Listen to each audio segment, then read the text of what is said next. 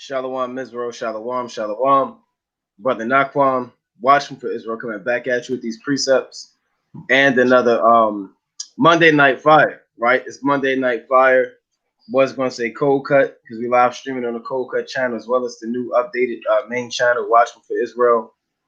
I'm giving a hearty shalom to the mighty men that go out there and labor and do the work of the Most High, that are presenting their bodies as a living sacrifice, enduring all things for the elect's sake. A shalom to you, mighty men that got your households in order, that's keeping the commandments through faith in Yahweh Bashim Yahushai. Double honors to the elect elders of the house of David being the future governing body, the rulers of the nation of Israel. Shalom to the Akwaf out there, holding it down in the households, reverencing their husbands, keeping the commandments, and abiding in the will of the Lord. All right, this is we've been going through second Esdras on the Monday Night Fire. Oh, Slacky, go ahead, Yaradan. You ready? Gone. Okay, Con. All right.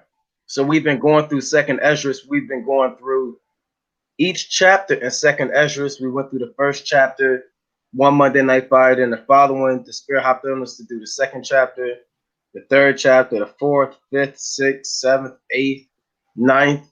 And I believe 2 weeks ago, we hopped into the 10th. We weren't able to do the Monday Night Fire live stream because of the way the channel was shut down and we had to get everything set back up. But we're leaving right back where we left off. We finished second Esdras, the 10th chapter, last Monday Night Fire. Now we're hopping into second Esdras, the 11th chapter. But I believe we titled this second Esdras 11 and 12, volume 1. Right? We're going to call it volume 1 because more than likely we may not cover this entire breakdown today, so we may have to do a part 2 or a volume 2 the following week. And if we still don't cover it, which I believe we'll cover it that next week. If we still don't cover it, then we'll have to hop on it the following week as well. So this second Esdras 11 and 12 volume 1. So everybody, again, Monday Night Fire, shalom to everybody in the live chat. You should have your Bible, right? Your Apocrypha, right? Your notebook, right? You should have your pen, your highlighters. All right, so we're about to dive into it. We're going to cover a lot of history.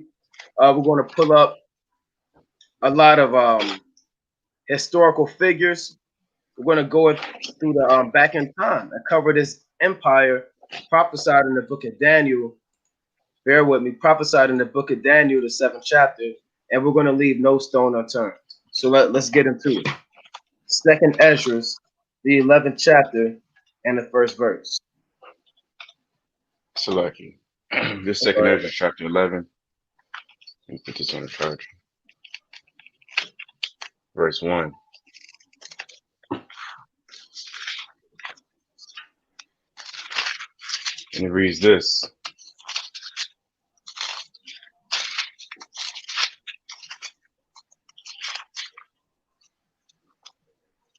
Then saw I a dream, and behold, can you hear me all right? Con. Then saw I a dream, and behold, there came up from the sea an eagle, which had 12 feathered wings and 3 heads. Right? You trying to read that again? Then saw I a dream, and behold, there came up from the sea an eagle, which had 12 feathered wings and 3 heads. So go to Numbers chapter 12 and 6. Ezra said, then saw I a dream. When you read second Esdras, it's the Greek way of saying Ezra that you read about in the Old Testament. And he saw a dream, and this dream is covering the Roman Empire, from the ancient Roman Empire to the modern day Roman Empire. All right, all the way up until the second coming of Yahweh Shai. This is what Ezra saw, covering over 2,500 years of history and human civilization, focusing on an in-depth look at Esau's Roman Empire, again covering from the ancient Roman Empire around what the scholars would say 27 AD all the way up to the end of the world. All right. So let's go to Numbers chapter 12 and 6 to see why this breakdown is being given via a dream. This is Numbers chapter 12, verse 6, and it reads this.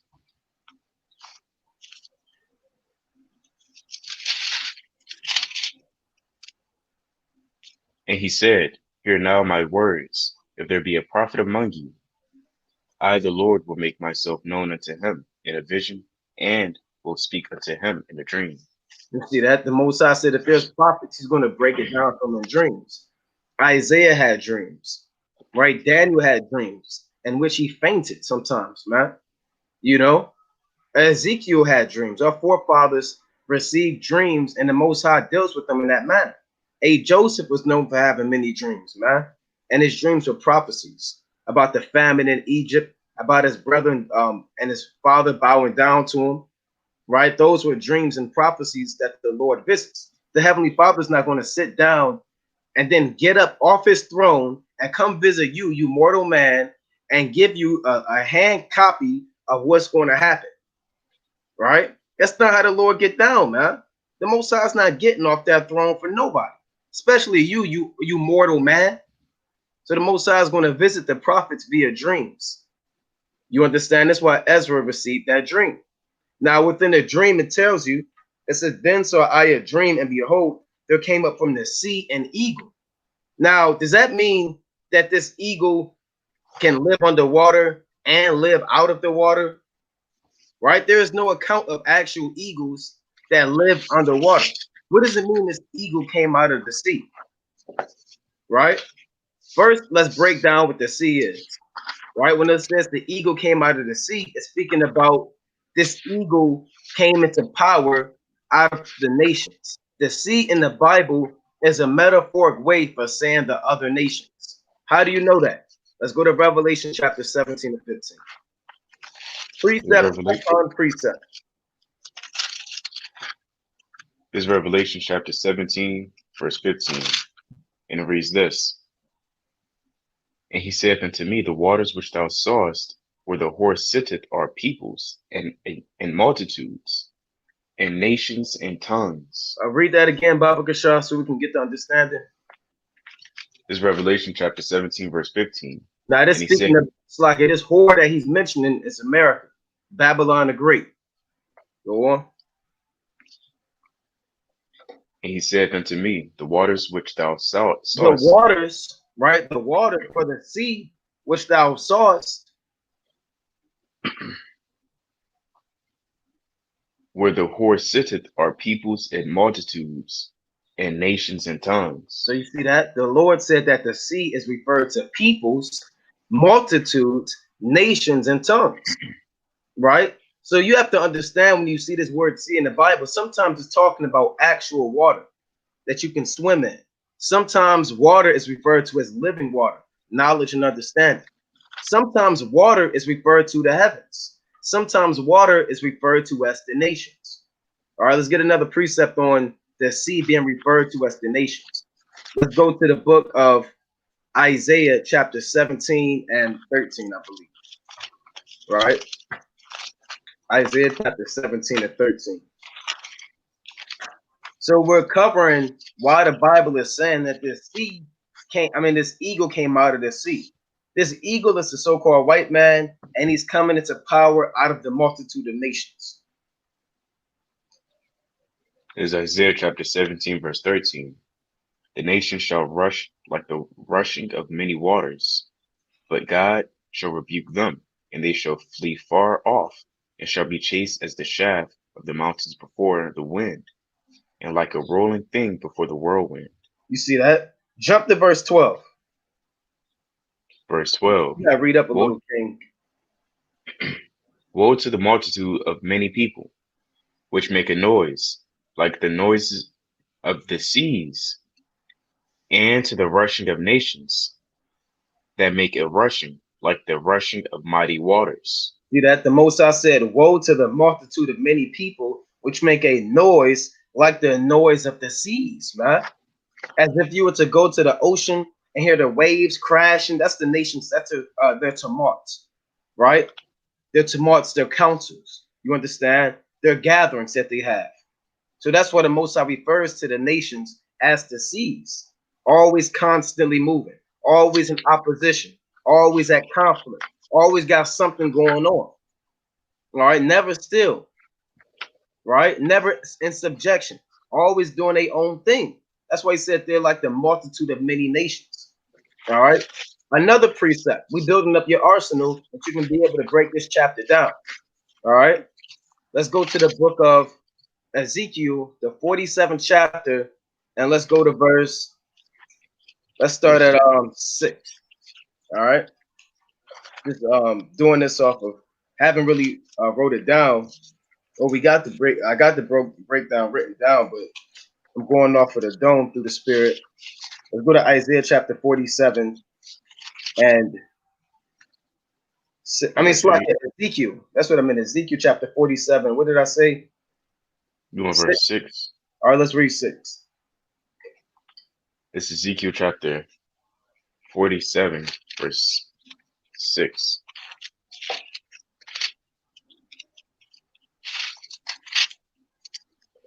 And it reads this. And he said unto me, Son of man, hast thou seen this? Then he brought me and caused me to return to the brink of the river. Right, he showed Ezekiel the living waters, the waters rising in process of time. Go on. Now when I have returned, behold, at the bank of the river were very many trees on the side and on the other. Go on. Then said he unto me, These waters issue out toward the east country, and go down into the desert, and go into the sea, which being brought forth into the sea, the water shall be healed. See that? It says these living waters, the knowledge of the laws, the commandments, right? These waters are going to issue out toward the east country. Not the physical landmass, Israel, but the people, the elect. All right. They're receiving the living waters. They represent the east country. And they're giving that living water and giving it to the desert. Who's the desert? The desert represents our people, right, with no living water. Thirsty people. Right. Let's go to Psalms chapter 42 and 1. People that don't have knowledge of their nationality, that don't know the name of the Most High, that have no idea what their heritage is. They're referred to as the desert. All right. Let's go to that real quick. This is Psalms chapter 42, verse 1.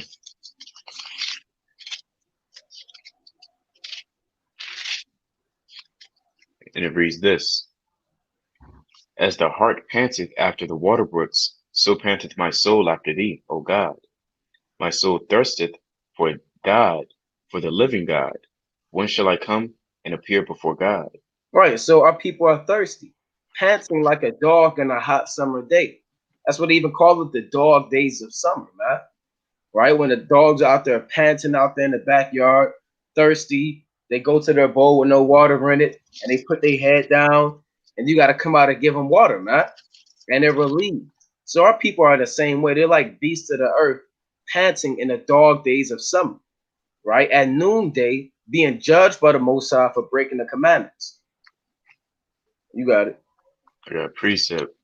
Psalms 144 and 7.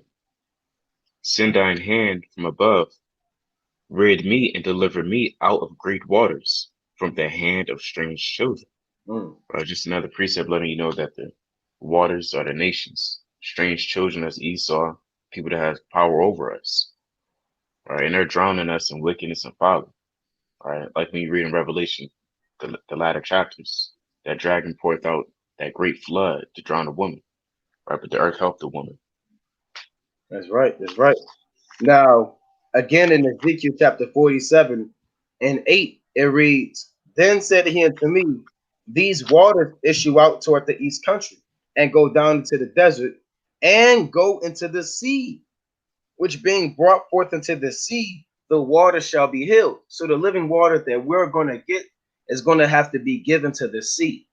Who's the sea? The nations. Why? Because every nation in the kingdom of heaven, they're going to have to learn how to keep the commandments, right? You're going to have Moabites keeping the Feast of Tabernacles. It may sound strange, but that's how it's going to go down. You're going to have Hamites keeping the new moon, right? You're going to see Japhites. They're not going to have that hula hoop stuff on. They're going to have fringes and a border of blue on, right? You're going to have every nation with beards in their faces. That represents us giving the waters, the living water, to these seas. And that's how the waters are going to be healed. All right. Let's go to Revelation chapter 22 and 1. All right, let's go to Revelation chapter 22 and 1. So we're going through the precepts showing what this means when this eagle came out of the sea. You should now have a clear understanding that this eagle that came out of the sea is not actual water that you can swim in, but this is the rise of Esau coming into power out of the nations. All right, so let's go to that. And we're going to show you Revelation, that Esau is that eagle as well through the spirit. this is Revelation chapter 22, verse 1. And he shewed me a pure river of water of life, clear as crystal, proceeding out of the throne of God Right, and that's of the the Lamb. same. Like that's the same water that's given to the East Country. Pure river, right? No GMO philosophy, no lies, no spiritual bacteria, pure water from Yahweh Bashua Mashak Yahusha. Go on. In the midst of the street of it, and of either side of the river was there a tree of life, which bare 12 manner of fruits, and yielded her fruits every month. Right. And the leaves of the tree were for the healing of the nations. So right now the Lord said the leaves of the tree are for the healing of the nations. That's why it says the water shall be healed. The leaves and the waters are the same thing. All right. The nations aren't going to eat of the tree of life. They're going to have the leaves of the tree. We're going to eat of the tree that gives us immortality, but they're going to get the leaves, right? Imagine if you starving and you got an apple with a leaf on it and you eat the apple, you're going to get the full nourishment and you'll be satisfied. Then you kind of take that leaf off and kind of throw it down. That's what the nations are going to get. So they're going to get some type of nourishment on a spiritual level, but it won't be what the children of Israel receive. All right. They're going to get the understanding. That's what the leaf represents, but they're not going to get the fruit. And they got to deal with it. All right. Mm-hmm. So you have something? No lie. All right. So let's go to the book of let's go back to let's go to Zechariah 14 and 8. Let's get one more precept on that. On the sea. Right? Like the brother said, they're going to get the crumbs. You know, we're going to have the laws in our inward parts and be immortal and be kings and priests. They're just going to have to keep the commandments, right? By force. And if they don't keep the commandments, the consequence is death. That's Isaiah chapter 60 and 12. For a nation and kingdom that will not serve thee shall perish. Yea, those nations shall be what? Shall be utterly wasted. All right? Utterly put to death. All right? A lot of you people, you want to save the nations, right? You're going to think they're going to make it and be right there with you. They're going to be in the kingdom of heaven, but they're going to be slaves forever. All right? And Esau, if you're a so-called white man watching this, you're going to be exterminated. So let's go to that, King. Zechariah 14 and 8. Zechariah chapter 14, verse 8.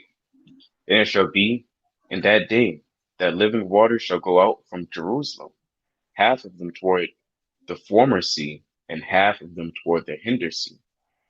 In summer and in winter shall it be.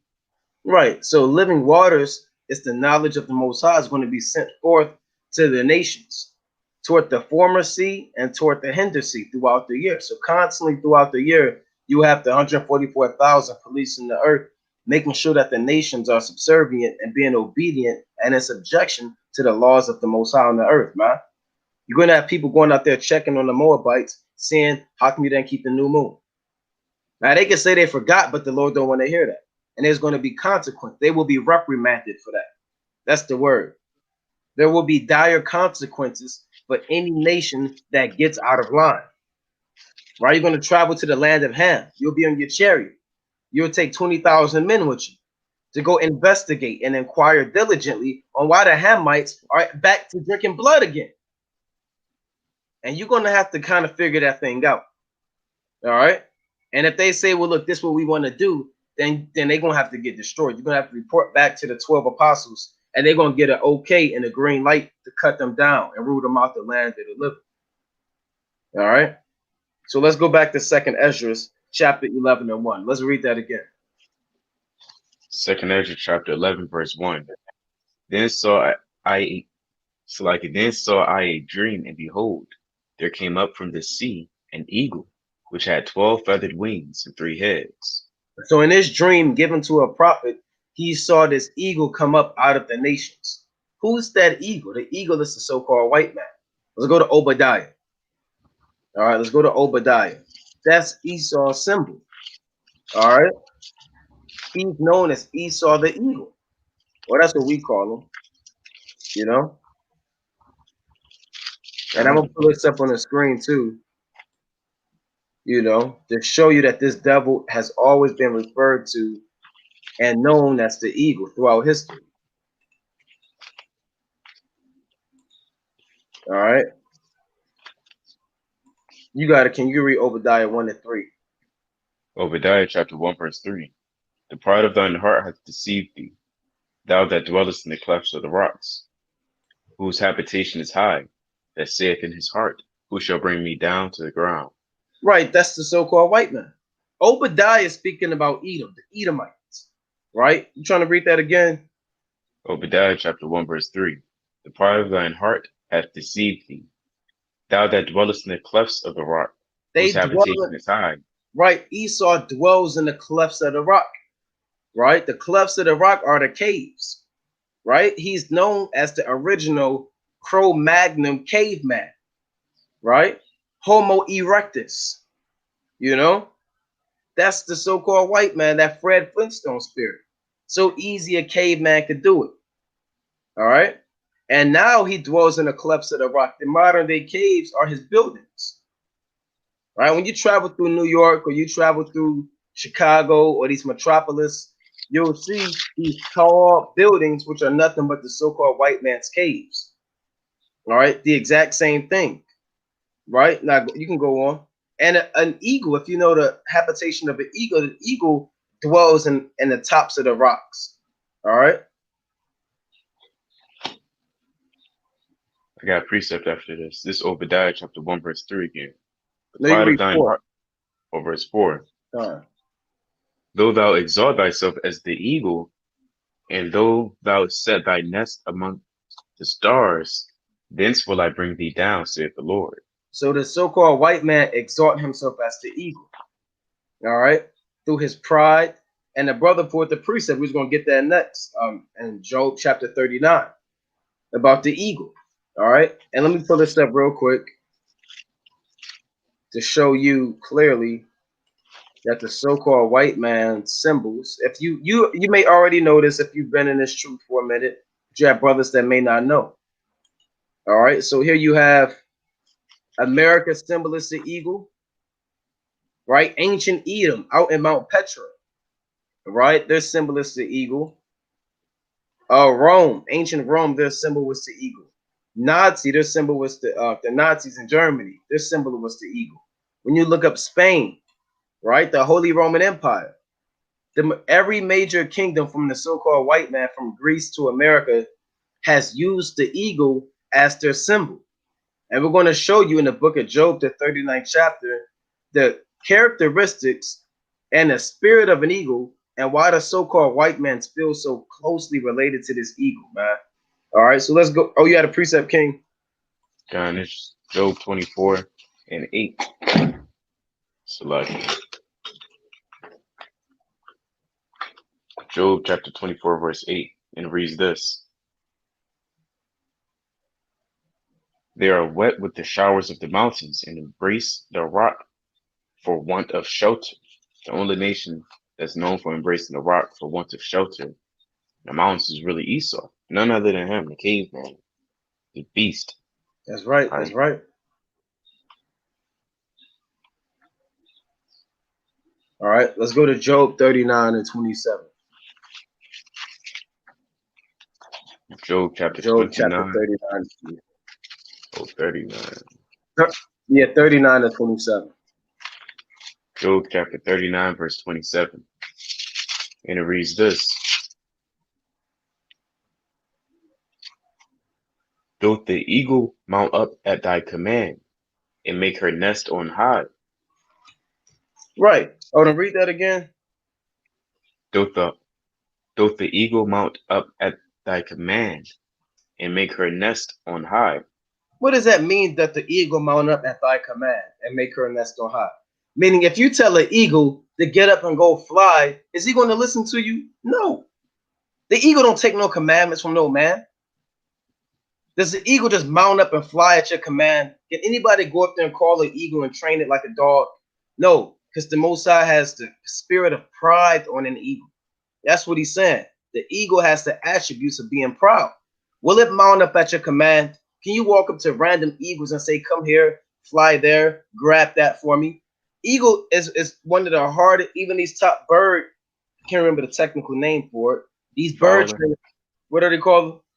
You said a bird catcher You know, or they bird got trainer? they be having them on their finger at the basketball games, flying around and you know, Oh, yeah, training them. They'll say that the eagle is the hardest animal to even try to tame and capture, man. Right? That the eagle mount up at thy command and make her nest on high. Go on. Google this. A falconer. Is that what it's called? Oh, they're called falconers. All right, you see that? Because they really deal with hawks and falcons. They rarely deal with eagles. You know, let alone a bald eagle. Damn. She You know, dwelleth in oh, go ahead. she dwelleth and abideth on the rock, upon the crag of the rock, and the strong place. That's the so-called white man as well, right? He dwells on the rock and a strong place. All right, that's why he lived up in the caves. For those that don't know, we can pull this up. We can expose you, man. You so-called white man. Right, we'll look up Mount Petra, Mount Seir, all right, and we'll show you the habitation of the so-called white man when he was out there living in the caves of the earth and in the clefts of the rock when his habitation was high. All right, you can clearly see right here that this is Mount Petra, right? This is where the so-called white man used to dwell at, man. Now this looks something like your local Capitol building, right? Or one of your colleges. When you drop your son off to college and he goes to Wilson University and he enrolls at the dormitory of Robert Hall and they have the front of the building that looks like this right here, like ancient Roman architecture. But this is before Rome, right? This is thousands of years before Rome years. And you have Esau that used to live in these rocks. All right. That's why it says in Job chapter 39 about this eagle, she dwelleth and abideth on the rock, upon the crag of the rock, and a strong place. And it's another reason why Esau exalts himself as the eagle. Let's read on. Job chapter 39 and 29. Job chapter 39, verse 29, and it reads this: When he giveth quietness, who No, then can make trouble? no, Job Oh, that's 39 and 34. yeah, 39 and 29. 39 and 29. From thence she seeketh the prey, and her eyes behold a far off. So the reason why Esau is this eagle, because he exalts himself and he can look down at the prey. Right? A lot of times they have these drones up there, these helicopters watching you. Esau, he's on the top building of the skyscraper, looking down at the people like sheep, like cattle. Right? Which one are his prey? Who he's going to devour? How he's going to manipulate the masses of the people? Who do you think is on the top floor of these buildings, these top skyscrapers? You think that Jake is up there? No, Esau is up there with a coffee mug like this, right, with his suit and tie on, and he's looking down at the people. It may be like 5 Edomites, and you can't see them looking at you, but they can see you, right? And if you have an aerial point of view, you have an advantage, and you have the best vision. Eagles are known for having the best vision amongst any animals. Eagles are known for being able to see at least a mile away. You see that? So the eagle looks down at his prey. It also says, from thence she seeketh the prey, and her eyes behold afar off. And even on a spiritual level, Esau's eyes behold afar off. That's why he has monthly prognosticators, fortune tellers, because he's trying to see afar off, and foretell the things to come. What do you think a weather forecast is? Right? That's him trying to see afar off. An almanac and all these different devices he makes to try to see afar off. yeah, in the year 2050, it's going to rain on a Thursday. You know? So that's what they got going on, man. All right. So let's read on. Job chapter 39 and 30. And for those asking about the channel, we understand it was taken down and we're live streaming on a new channel. All right. The work continues. All right. We have every video saved. Right. Every video that was on a old channel is saved, is downloaded. We got them in the archives. All right. So no need to fret. Job 39 and 30. Job chapter 39, verse 30. Her young ones also suck up blood, and where the slain are, there is he. See that? Hey, her young ones suck up blood, man. Right? That's what Esau like his food bloody, right? Rare. All right. He won't eat it unless it's still kind of alive, man. And when there's murder, when there's bloodshed, when there's crimes on the earth, the eagle will be there. Right? So when you see death, rape, robbery, and murder on the earth, you best believe the eagle was involved in that thing. So that's why the Lord is describing this eagle as the so-called white man. He saw this eagle come out of the sea. Esau's turn is to rule out of the nations.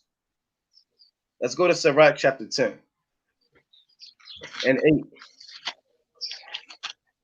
All right, let's go to Ecclesiasticus chapter 10 and 8. And when we say Esau's turn to rule, we're speaking about the Roman Empire. This is Sirach chapter 10, verse 8.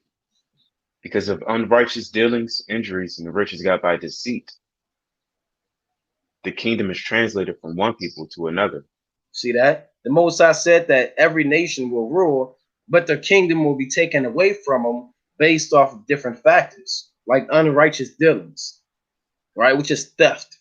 You understand? Oppression. Not keeping the laws of the Most High. You understand? Doing your own thing, pretending that you're God. A lot of these ancient nations used to set themselves up as being God. Pharaoh, the sun god, right? Nebuchadnezzar set himself up as being God. Antiochus Epiphanes set himself up as being God. Those are unrighteous dealings. Due to that, and injuries, meaning you kill, oppress, bomb, slaughter, genocide, rip the woman with child, rape the men. That's injuries because of unrighteous dealings, injuries, and riches got by deceit. The kingdom is translated from one people to another, meaning the Babylonians they ruled, then that kingdom was translated to the Persians and Medes. Because of their unrighteous dealings, injuries, and riches got by deceit, the Lord gave that power to the Greeks to rule. And due to their unrighteous dealings, injuries, and riches got by deceit, the Lord in turn gave that to the Romans. Right? The Romans fell and came back into power now. All right. So now it's the time of the ancient Romans ruling all over again, which are these so-called Europeans, right? These Americans, the French, the German, they're nothing but the Romans all over again. All right. Let's go to the book of Daniel, chapter 7 and 7. All right. Let's go to Daniel chapter 7 and 7. Let's see about this evil. This is the book of Daniel, chapter 7, verse 7. Actually, let's go to Deuteronomy 28 and 49. Then we'll go to Daniel chapter 7 and 7. Deuteronomy chapter 28, verse 49. The Lord shall bring a nation against thee from far, from the end of the earth, as swift as the eagle fleeth. A nation whose tongue thou shalt not understand. Go on. A nation of fierce countenance, which shall not regard the person of the old, nor shew favor to the young. Right. So that's speaking about the Romans when they came and besieged Jerusalem. Right. But it's twofold, and it's also talking about America. But on a deeper level, it's speaking about the Roman Empire when you read the rest of that chapter in Deuteronomy 28, how they would besiege us in our walls and we would go through a famine. So the Romans are that eagle. The so-called white man is that eagle. All right. Who didn't show favor to the young, who didn't show favor to the old, who raped, robbed, and murdered, who killed young babies, man. who went into the temple and killed the ancient priests, who raped the women. Right? Let's go to Daniel, the seventh chapter. We'll go to Daniel Daniel, chapter 7 and 7. So Daniel 7 and 7.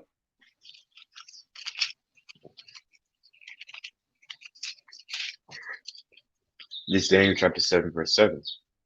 After this I saw in the night vision, and behold, a fourth beast, dreadful and terrible, and strong exceedingly, and it had great iron teeth. It devoured and brake in pieces, and stamped the residue with the feet of it. And it was diverse from all the beasts that were before it, and it had 10 horns. So this is speaking about the Roman Empire. In the book of Daniel, the seventh chapter, you have four major kingdoms that are prophesied. The ancient Babylonians, the Persians and Medes, which was a joint empire, the Greeks, and the Romans. Right now, we're focusing on the Romans. We're not going to cover this entire chapter for sake of time. We're focusing on the fourth beast in the book of Daniel. This fourth beast he saw is dreadful and terrible and strong exceedingly, because the Roman army's military might, it was something that the other nations couldn't handle. They conquered and subdued the known world, right, for hundreds of years, right? And what made them prosperous is that they had different nations that they conquered incorporated within their army. So if they conquered the Egyptians, they took their military style, stratagem, and they incorporated it to their own. And they even had those Egyptian soldiers. If they conquered another nation like the Gauls, right, they would take their military and incorporate it into their own, right? So what they were doing is whenever you fought the Romans, you had no idea what you were going to deal with at any set time. So it was an unpredictable yet ruthless military might that led the earth. All right, that's why it says they were terrible and strong exceedingly. Now these earlier beasts that's mentioned, like the lion, the bear, what else? The lion, the bear, and the leopard, they're mentioned by animal name. But this beast is not being described in totality in Daniel 7th chapter. This beast in Daniel chapter 7 is ultimately being described in totality when you read 2nd Esdras, the 11th and 12th chapter. All right. So let's read that again, Baba Kashar, Daniel 7 and 7. Daniel chapter 7, verse 7. And it reads this. Slack. After this I saw in the night visions, and behold, a fourth beast, dreadful and terrible, and strong exceedingly, and it had great iron teeth. It devoured and brake in pieces, and stamped the residue with the feet of it. And it was diverse from all the beasts that were before it, and it had 10 horns. So And I this considered, beast had great iron teeth. Now, when you read the book of Daniel, the 2nd chapter, this same beast is referred to as the legs of iron. The Roman Empire is known as the iron teeth or the legs of iron or the eagle. And the iron is the strongest metal. If you're familiar with Daniel's 2nd chapter, you have four metals that are mentioned to symbolize four kingdoms. Gold for the Babylonians, silver for the Medo-Persian Empire, thighs of brass for the Greeks, and legs of iron for the Romans. And the iron is the strongest metal out of those three other metals. So the iron teeth of this eagle was easily able to crush and devour the weaker metals and the nations that were before. That's why the Romans, they took down the brass. The iron teeth defeated the brass thighs, right? Who are the brass thighs? The Greeks. All right. The Romans conquered the Greeks, like we always go into during the Achaean Wars. And 146 BC, at the Battle of Corinth, that marked the end of the Greeks' rulership in the Mediterranean and the known world, and was a major component from the power being transitioned from Alexander the Great and his dynasty all the way up until Julius Caesar, Octavian, Tiberius, and the rest of these men that were rule Rome for the time to come. All right. So I'll read that one more time. Daniel chapter 7 and 7. Are you back? All right. So we can read Daniel 7 and 8. It's Daniel chapter 7, verse 8. I No, we don't. consider Okay, the fine. We don't want to jump the gun. We don't want to jump the gun. All right. Now, in Daniel chapter 7 and 7, we're going to get that detail in 2nd Esdras 11. Actually, let's go to 2nd Esdras, the 12th chapter. And let's read. Let's go to 2nd Esdras chapter 12, Salakia. And we'll read verse 10. 2nd Esdras chapter 12 and 10. As we break down this chapter, we're going to jump from the 11th chapter and the 12th chapter throughout the entire breakdown. We're going to go from the 12th chapter back to the 11th chapter. 11 and 12 is like a jigsaw puzzle within itself, and you have to link these things up. All right? You can't break down 11 without 12. You can't break down 12 without 11. So you'll find us jumping from 12 to 11, and that's fine because if you listen diligently, then you'll get the understanding on why the Most High is breaking it down like this. So we're going to the 12th chapter to be able to show you that this breakdown is what Daniel saw in Daniel chapter 7 and 7. So let's go to that 2nd Ezra chapter 12 and let's read 10. 2nd Esdras chapter 12, verse 10. And it reads this. And he said unto me, this is the interpretation of the vision. The eagle whom thou sawest come up from the sea is the kingdom, which was seen in the vision of thy brother Daniel. Right? You see that? We just read about that eagle. And we're showing you that that was a kingdom of the so-called white man, the Roman Empire. Go on. But it was not expounded unto him. Therefore, now I declare it unto thee. Right, because every prophet gets a different vision. Moses, he got something different. He was able to see what happened in the Garden of Eden. Right? He was able to see the serpent. He was able to see Jacob's ladder. Right? He was able to go into these different things, man. Right? Isaiah saw different things. He was able to see the Lord come back with the whirlwinds, man. Right? Ezekiel was able to see the new temple, right? And the living waters. Every prophet has a different life. Right? Go to 1 Corinthians chapter 14 and 32. Right? Every prophet is going to be different, and they're going to receive different visions. What was given to Daniel was given to Daniel. Daniel was the only one to be able to see the he-goat, right? And the bear, what is that? The he-goat with the notable horn between his eyes. He was the only one to see that. That wasn't given to Moses, right? St. John the Revelator, he was able to see the missiles and the war helicopters in World War III, and that was given to St. John the Divine. That wasn't given to Hosea. Every prophet received their own thing, right? From the same spirit, though. You can read that, King. 2 Corinthians chapter 12. 14 to 32. 2 Corinthians chapter 14, verse 32. And it reads this.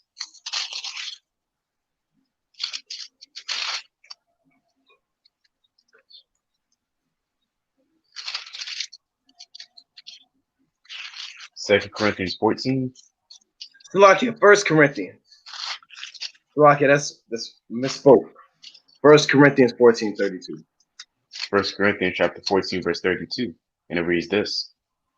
And the spirit of the prophets are subject to the prophets. See that? The spirits of the prophets are subject to the prophets, right? So the prophets have ruled over the spirits to be able to exercise spiritual gifts and to be able to go and see these different visions according to their lot. Everybody has a different lot, man, right? Yaradan being a prophet, he may have dreams and visions that I may not get, man. Right? You got prophets and brothers all throughout this truth, man. Right? And everybody has a different spiritual gift and a different token. So what Daniel saw, he wasn't able to get the entire breakdown, so the Lord showed Ezra. That's what he's saying. Right? Let's get that again. And what? Go to 2 Peter 1 and 19. And what our forefathers saw, we're able to see more. Yeah, I said it. What our forefathers saw, we're seeing more. We have a little bit more insight on the prophecies. Because Daniel, a lot of times, didn't know what was going on. Right? Ezra, he fainted and said, what is this? What have you done to me? I believe that's what he told the Lord. What have you done to me? You know, this what I get for trying to get too deep. You know, so let's get that. Second Peter chapter 1 and 19. Salaki, we can't hear you, King. La'ah.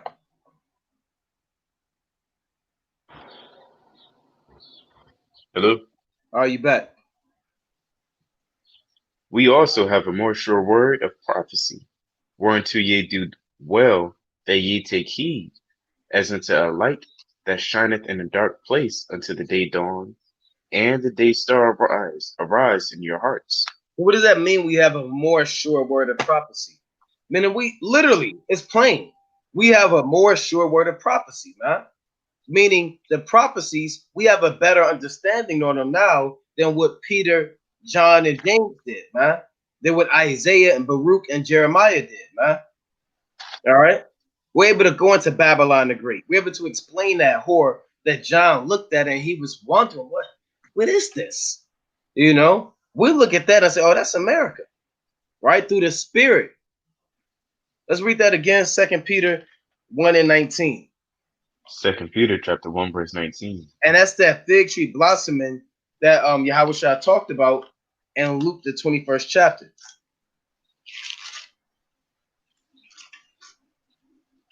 You got it. You want me to? Second Peter 1 and 19.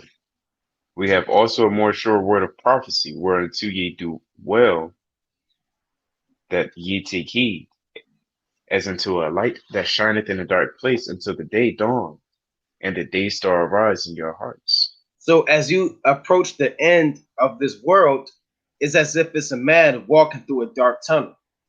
The more steps you take in the dark tunnel, the greater the light becomes. If you were to go backwards and go back into the world and go backwards in that tunnel, your darkness would increase and you'll become a little more blinded and you won't be able to see.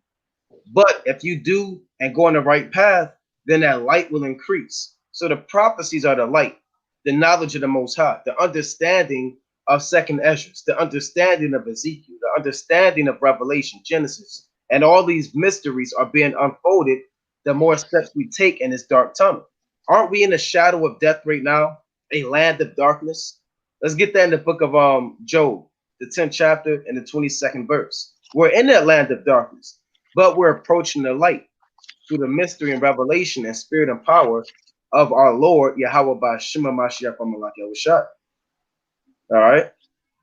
So let's read that. So every brother, you have a more sure word of prophecy, man, which is deep.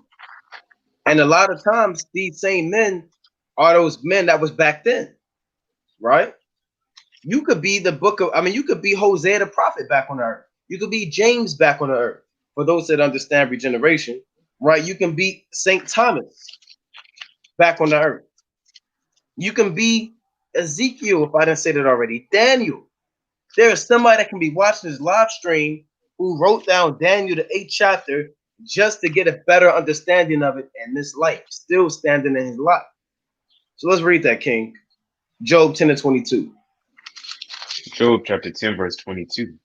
A land of darkness, as darkness itself. That's Job 10 and 22? Yeah, you want me to start 21? 21. Job chapter 10 verse 21. Before I go, whence I shall not return, even to the land of darkness and the shadow of death. See that? This is the land of darkness and the shadow of death. Right? What is the darkness here? Evil, sin, homosexuality, transgenderism, pedophilia, robbery, extortion, lies, theft, covetousness, lust, pornography, lasciviousness, concupiscence, Christmas, Thanksgiving, transvestites, Sabbath breaking, no fringes, no beards, bald heads, all manner of wickedness, hypocrisy. This is the land of darkness. Let's go on. Verse 22. A land of darkness, as darkness itself, and of the shadow of death, without any order. And where the light is. Oh, where the light is as what? where the light is as darkness. You see that? Where the light is as darkness, meaning there's no hope here, man. But right now we have a more sure word of prophecy. We're approaching that light, man. Every day is what is it? August 17th, 2020. August 18th, we're walking closer to that light. August 19th, we're walking closer to that light. We're in darkness, but we're approaching that light, right? And that happened. That was also fulfilled in Ezra. Ezra came after Daniel. So that light was still increasing. He was able to get that revelation and understand somewhat of what that prophecy was. You got a precept? Gone. There's Proverbs chapter 4, verse 18. But the path of the just is as the shining light that shineth more and more unto the perfect day. All right. The way of the wicked is as darkness. They know not at what they stumble. Right. So we just, like you was just saying, it's founded upon that we're headed towards that light. All right. That's all. We headed towards that light. We are that light. You know? That's right. And another beautiful point at 2 Peter 1 and 19. Sometimes, like good eating, like we say, man, this meat, you got to get all the meat off the bone. You can't leave that meat on the bone. I believe y'all done used that example before, man. Nobody goes and get their favorite wings. I know you, Jake, you like them flats. You, Jake, you like them little drumsticks, man. And you get your favorite wing. They put in your favorite batter, your favorite sauce. They in the bowl. They kind of toss it in the bowl in front of you. Sprinkle the seasoning on it. You get it. You get your little 12-piece right there, and you start eating. And you don't leave meat on that bone, man. Right? And if you leave meat on that bone, somebody gonna get on you, man. Yeah. They gonna get on you. So here's the meat. You said what? So like almost like they want to fight you. Jake Yeah, get real mad about that. they'll get mad about that. And especially Jake, that might start a damn fight, man. You know? You have to get all the meat off the bone. You got to get that little skin that little piece in the back. That's stuck to the small bone. You got to get that piece off, man. Yeah, it's under the fat. Yeah. No eating fat though. Right. You gotta get that little top piece. Don't be afraid to get the top part. Jake don't want to really get the top part of that chicken, man. Right? Get that top part. It's meat on that part too, man. So we're not gonna leave. I want to get another point. The analogy is we're gonna get another point in 2 Peter 1 and 19. Right? It says, let me read that one more time. 2 Peter 1 and 19. Saw a little more meat on the bone. It says, we have also a more sure word of prophecy, whereunto ye do well that ye take heed, as unto a light that shineth in a dark place, until the day dawn and the day star arise in your heart. So who's the day star? Yahweh Shah. Until the day dawn. When the day is dawning, that means you're transitioning from the evening to the morning. And right now we're transitioning from the evening to the morning. We're transitioning from the darkness to the light. And the first light that we see is the day star. Right? The day star is who? Yahweh Shah. Where is he shining? In our mind. Right? Through that eye salve, allowing our minds to be pulled out of darkness. All right, go outside around 3 and maybe 4 in the morning, or just before the sun come up. There's a massive light out there in darkness before the sun comes up. If you don't believe me, look, go do it. Get out there around 4 or 5 in the morning.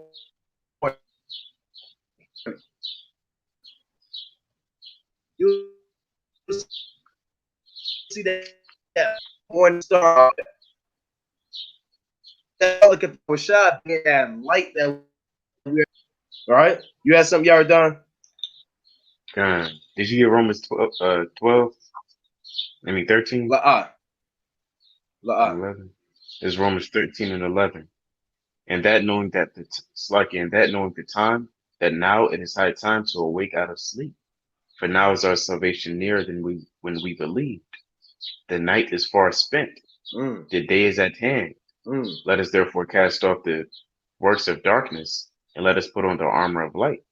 Right? We've been in Babylon, America for 500 plus years. Right? Like the scripture said, the night is far spent. Right? Job 10 and 21 on down. That night, the darkness is Babylon the Great. We've been here for too long. right? And now we've seen all the prophecies unfold. We see that it's slowly transitioning to a new day.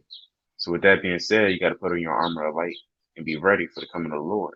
Right? Put on your righteous apparel, your garments, right? Gather as many precepts as you can. Do the work, right? Because again, nighttime as far as spent is almost over, right? That's right. That's right. This First Thessalonians chapter 5 and 4. All right, First Thessalonians chapter 5 and 4. But ye, brethren, are not in darkness, that day should overtake you as a thief. Ye are all the children of light and the children of the day. We are not of the night nor in darkness. So we're the children of the day, man. Right? You have men, they're the children of the night. Really, that's a group, a music group or a song or something. The children of the night, something like that, man. Right? Then they get off in the nighttime, man. Their powers in the darkness, like Yahweh Shah said, man. A lot of jakes, they can't wait till it get dark out. That's when they start getting real evil. During the daytime, Jake, they kind of normal, they go through their normal motions, but nighttime they get real evil, man. They put on a wicked outfit. They pre-game with their new Amsterdam. They get all their blunts rolled up and they walking through the damn streets looking for something to get into. Might be a damn shootout. Might get into a fight with a woman and beat her up in front of the club. You know, might rob somebody. Might be plotting on somebody somewhere, man. Wickedness at nighttime, man. Adultery happens at nighttime, man. People break into houses at nighttime. That's the power of darkness. You see that? So let's go back to the book of Second Esdras, chapter 12. All right. Second Esdras, chapter 12, and let's read 11 one more time. Second Esdras chapter 12. Was that a bird over there? Yeah, me right in the window. It's a big nest right there. Just right See there. that? That's my alarm. That's my alarm clock. See that? Gotta deal with it. Second Esdras chapter 12, verse 11. The eagle whom thou sawest come up from the sea is the kingdom which was seen in the vision of thy brother Daniel. Right. But it was not expounded unto him. Therefore, now I declare it unto thee. Right. Behold, the days will come that there shall rise up a kingdom upon earth, and it shall be feared above all the kingdoms that were before it. Now, that's speaking about the Roman Empire. Go on. And the same shall 12 kings reign one after another. Now, that's all we're going to get on that. It says, and this same empire shall 12 kings reign one after another. Keep that in mind. And this same empire shall 12 kings reign one after another. So let's go back to Second Esdras chapter 11. And let's read 1 again. All right. Remember, we're going to jump back and forth between 11 and 12. And we're not going to get this done today, right? But that's okay. We'll be back most likely the next week, right? Second Esdras 11 and 1. Second Esdras chapter 11, verse 1. We still on 1? Yeah, we still on 1. Then saw I a dream, and behold, there came up from the sea an eagle, which had 12 feathered wings and 3 heads. So this is what this consists of. This eagle consists of 12 feathered wings, 3 heads, and 8 contrary feathers. I'm going to say that again. This eagle consists of 12 feathers or wings, 3 heads, and 8 contrary feathers. And remember, this is covering from the Roman Empire to the end of the world. And all of these 3 heads, 8 contrary feathers, and 12 wings. All right, let's go on. And I saw, and behold, she spread her wings over all the earth, and all the winds of the air blew on her, and were gathered together. Right, because the Roman Empire conquered the known world at the time. Let's pull up a map of the Roman Empire. All right, for those who are unfamiliar, if you watch the early morning history prophecy classes, we go into the Roman Empire often. and other empires, and we'll pull up maps and go through cartography, geography, you know, and we'll pull this up. This is the Roman Empire. I'll pull this up on the screen at its height. All right, that's why the scriptures say. So, like, let me see if I can zoom out a little bit. That's why the scriptures say what? It says that she spread her wings over all the earth. All right, because they conquered parts of Africa, Asia, and Europe, man. A vast empire at its height, you know? And no other empire has reached the peak like the Romans did, man. So let's go on.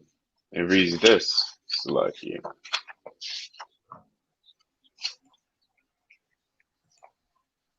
Verse 14. Oh, wait, verse 2. Second Ezra chapter 11, verse 2. And I saw, and behold, she spread her wings over all the earth, and all the winds of the air blew on her, and were gathered together. Right. And I beheld, and out of her feathers there grew other contrary feathers, and they became little feathers and small. And we'll tackle those contrary feathers throughout this breakdown. And we'll explain why they're called contrary feathers. Go on, but we'll do that a little later. But her heads were at rest. The head in the midst was greater than the other, yet rested it with the residue. So we're going to cover those three heads later too. All right. And the greatest head that was in the midst, which is America. That's the greatest head. We just put that out there. All right. We're going to go on. Moreover, I beheld, and lo, the eagle flew with her feathers, and reigned upon the earth, and over them that dwelt therein. Right. And I saw that all things under heaven were subject unto her, and no man spake against her, no, not one creature upon earth. Because who can come up against the Roman Empire? Nobody, man. Right? Nobody could. They had a period called Pax Romana, which they had no wars, no strife, no conflict. At the peak of Rome, nobody can go toe to toe with that military might, man. All right, that's why nobody spake up against it. They even had the children of Israel in subjection, which was the will of the Lord. Right, go on. And I beheld, and lo, the eagle rose upon her talons, and spake to her feathers, saying, Watch not all at once, sleep every one in his own place, and watch by course. Right, meaning everybody that's going to rule within this so-called white man's kingdom is going to rule at its own time. You're not going to have Julius Caesar rule during the time of Babylon the Great. You're not going to have Diocletian rule during the time of Octavian. Everybody's going to rule in their own place, and they're going to watch by course. Right? Let's go to Job 14 and 5. Let's go to the book of Job, chapter 14 and 5. Job chapter 14, verse 5, and it reads this. Seeing his days are determined, the number of his months are with thee. Thou hast appointed his bounds that he cannot pass. You see that? The Most High has set the limits for the so-called white man to rule, even for Edomite kingdoms, as well as individuals, from presidents to delegates to congressmen to Roman Caesars, right? He has set the bounds for every individual, mainly the so-called white man, that he cannot pass. So when it's time for one man to go, the next man is going to rule. All right? So we can go back to Second Esdras, where we left off. Second Ezra chapter 12, verse 14. And it reads this. You want me to read 13 again? Come. No, Behold, Second Ezra chapter 11 and verse 6. come. Second Ezra chapter 11, No, verse 8. 6. We're in 8. 11 and 8. Watch not all at once. Sleep every one in his own place, and watch by course. Right? But let the heads be preserved for the last. So the heads of this eagle are going to be the last Edomite kingdoms to rule. Before Yahushua comes back, you'll have three top kingdoms coming from the nation of Edom that will be ruling before Yahushua returns. Go on. Verse Salahi. Verse 10. And I beheld, and lo, the voice went not out of her heads, but from the midst of her body. All right, go on. We'll cover that. And I numbered her contrary feathers, and behold, there were 8 of them. 8 contrary feathers. Go on. And I looked, and behold, on the right side there arose 1 feather, and reigned over all the feathers. Hold on. No, read it. Read it again. And I looked, and behold, on the right side there arose 1 feather, and reigned over all the earth. So this 1 feather that reigned over all the earth is Julius Caesar. He is the first of these 12 kings that we read about in 2nd Ezra chapter 12. For those that don't remember, let's go back to 2nd Ezra chapter 12 and let's read verse 14. 2nd Ezra 12 and 14. 2nd Ezra chapter 12, verse 14. And the same shall 12 kings reign, one after another. Right. So you have 12 kings that are going to reign in chronological order, one after the other. Let's go back to 2nd Ezra 11. We'll mention the first of these kings in 2nd Ezra chapter 11 and 12.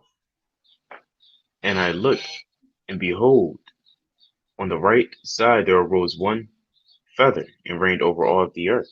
So the first of the 12 feathers, like we went into, is Julius Caesar, right? Who came out of the Roman Republic, and pretty much he founded the Roman Empire, right?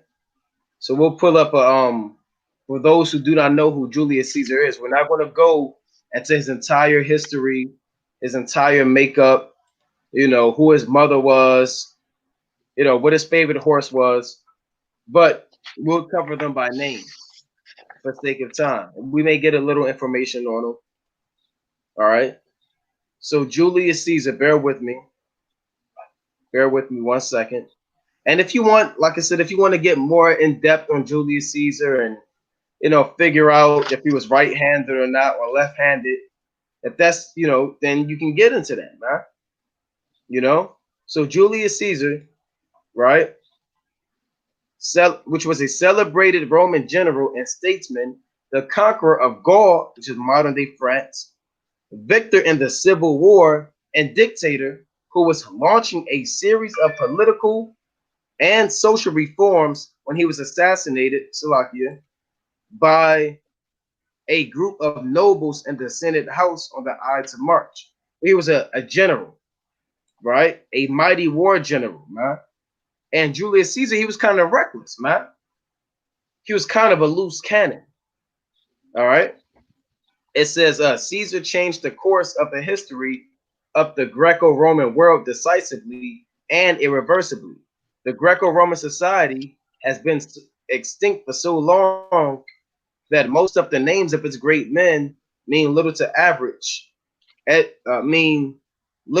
average educated modern person, right? But Caesar's name, like Alexander's, is still on people's lips throughout the Christian and Islamic worlds. Even people who know nothing of Caesar as a historic personality are familiar with this family name as a title signifying ruler, who in some sense uniquely supreme or paramount. The meaning of Kaiser in German or Tsar. So Caesar or Kaiser, it just means king. All right, that's all it means, and that's where you get the month July from. So here you have Julius Caesar. He's the first of these 12 kings. All right, so if you're taking notes, go ahead and write that one down. So let's move on. All right. Second Ezra chapter 11. We're in 11. Second Ezra chapter 11 and 12 one more time. 2nd Ezra chapter 11, verse 12. And I looked, and behold, on the right side there arose 1 feather, and reigned over all the earth. Right, that's Julius Caesar. And so it was, that when it rained, the end of it came, and the place thereof appeared no more. So the next following stood up, and reigned, and had a great time. So who ruled after Julius Caesar? His nephew, Octavian. All right, let's pull up a list of Roman empires. So the next one to rule, say he ruled the great time. You can read on. Verse 14, and it happened, that when it rained, the end of it came also, like as the first, so that it appeared no more. Right? Meaning Octavian or Emperor Augustus, he was destroyed, right, by the Lord. Go on. Then came there a voice unto it, and said, Hear thou that hast borne rule over the earth so long, this I say unto So thee, he's talking to Augustus. Go on.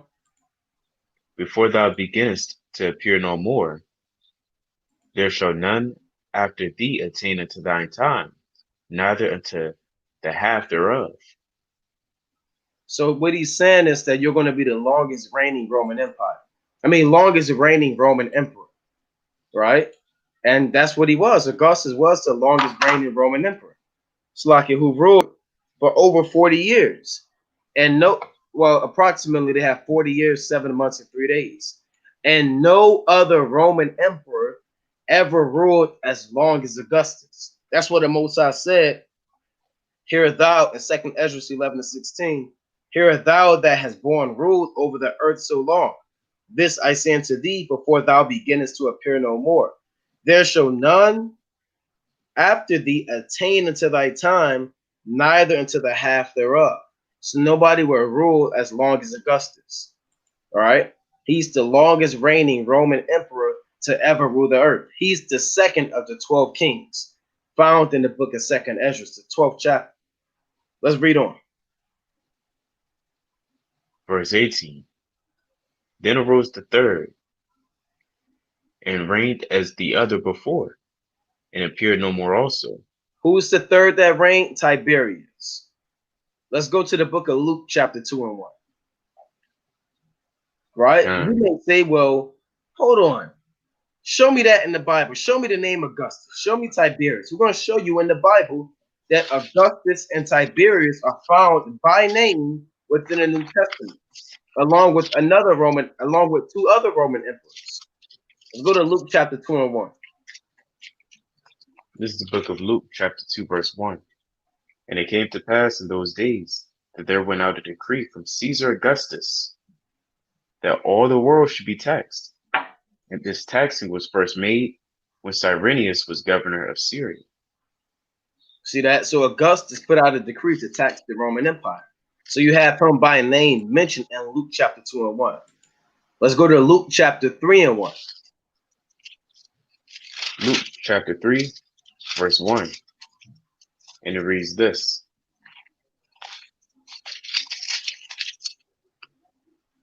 Now in the 15th year of the reign of Tiberius Caesar, Pontius Pilate, beginning governor of Judea, and Herod being tetrarch of Galilee, and his brother Philip tetrarch of Iturea, and of the region. Oh, go on. And of the region of Trachonitis, and Licinius, the tetrarch of Abilene. The point is, Tiberius, he is the one that ruled during the time of Yahushua. When Yahushua walked the earth and was a savior to the children of Israel, and he was a minister of the gospel, we always read about King Herod and Pontius Pilate and Annas and Caiaphas and these different men. But the top man on the earth at the time that was really calling the shots was Tiberius. He is the one that was ruling when Yahushua was crucified.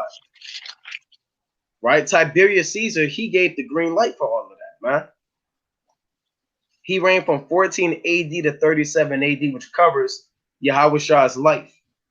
Right? Yahushua also was on the scene during the time of, or Augustus was on the scene rather during the time of Yahushua.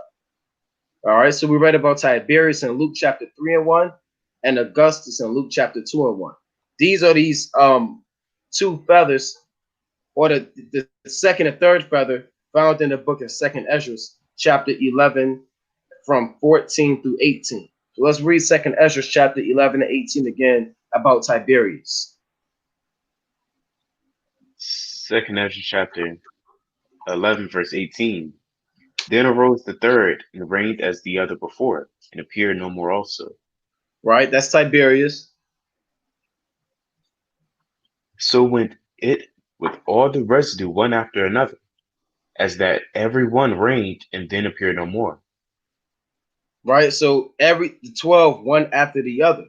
All right, go on.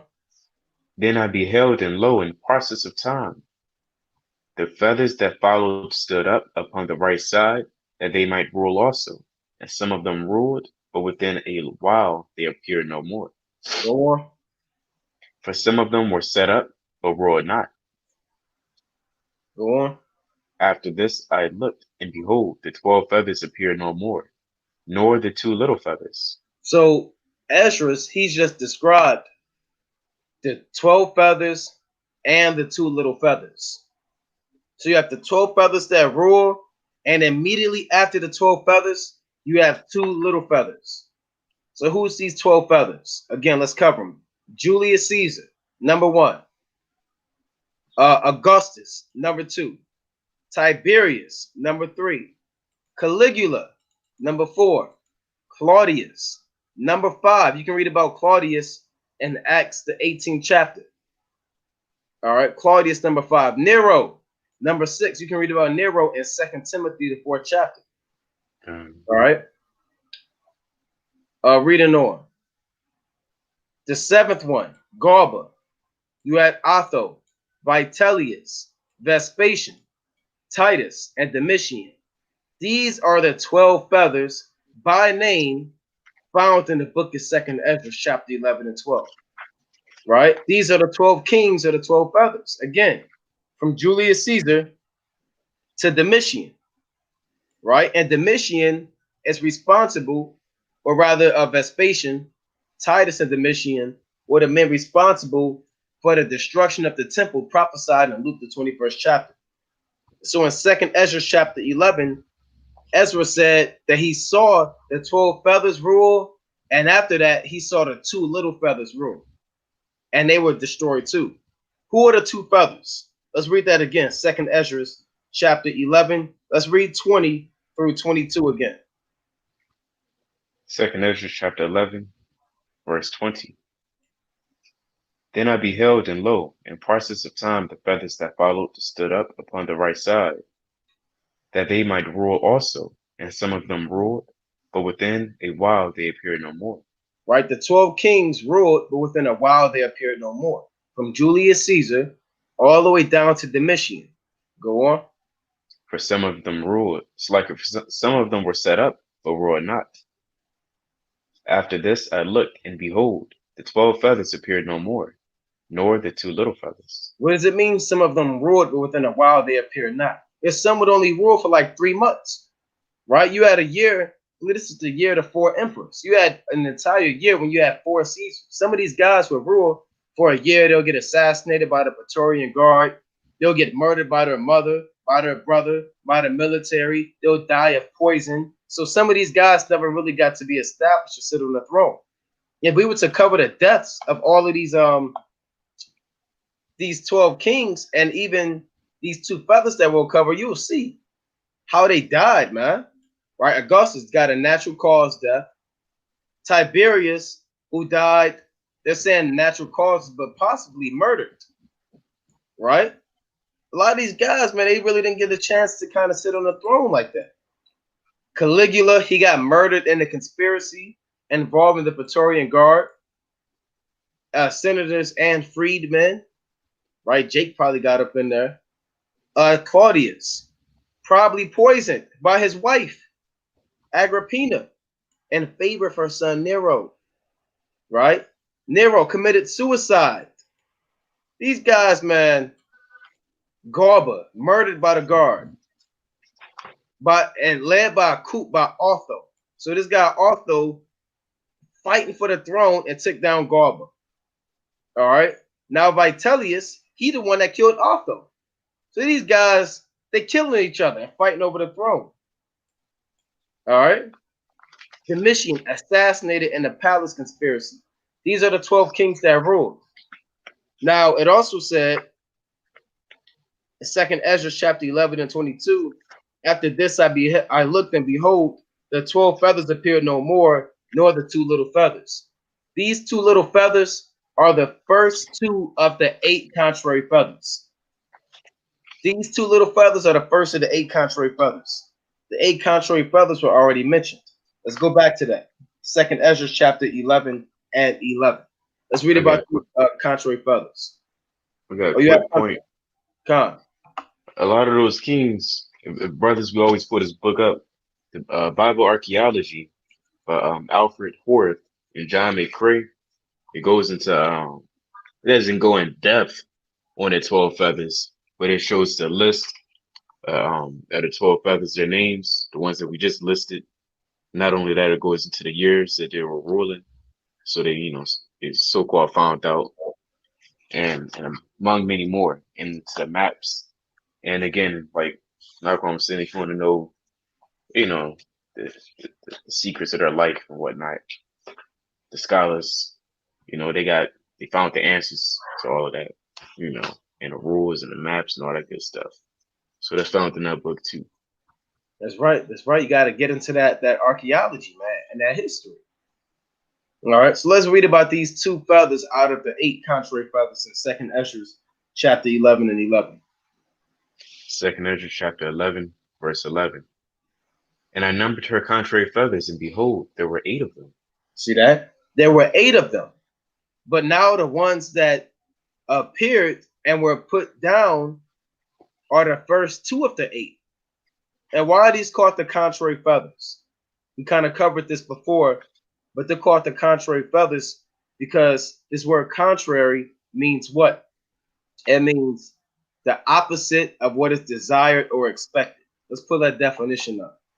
All right, we've covered this before, right? There's a reason why they're called contrary.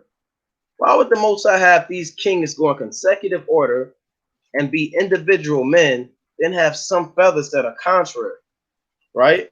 So here's the definition. Here's the definition of contrary.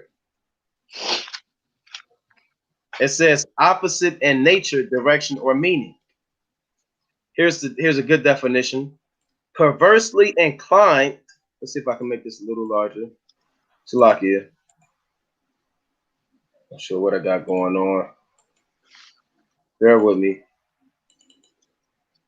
All right, it says perversely inclined to disagree or to do the opposite of what is expected or desired. So these 8 contrary feathers, they're not going to move like the 12 kings. The 12 kings, they went one after another. You have one man, then right after that, you have the next man, then the next man, then the next man. But these feathers, they're not going to move like that. They're contrary. So don't expect these 8 contrary feathers to be moving in consecutive order. Don't expect these contrary feathers to be 8 actual men, right? Let's read more about these 8 contrary feathers. Let's go to 2nd Ezra chapter 12 and verse 19. Let's read more about these contrary feathers.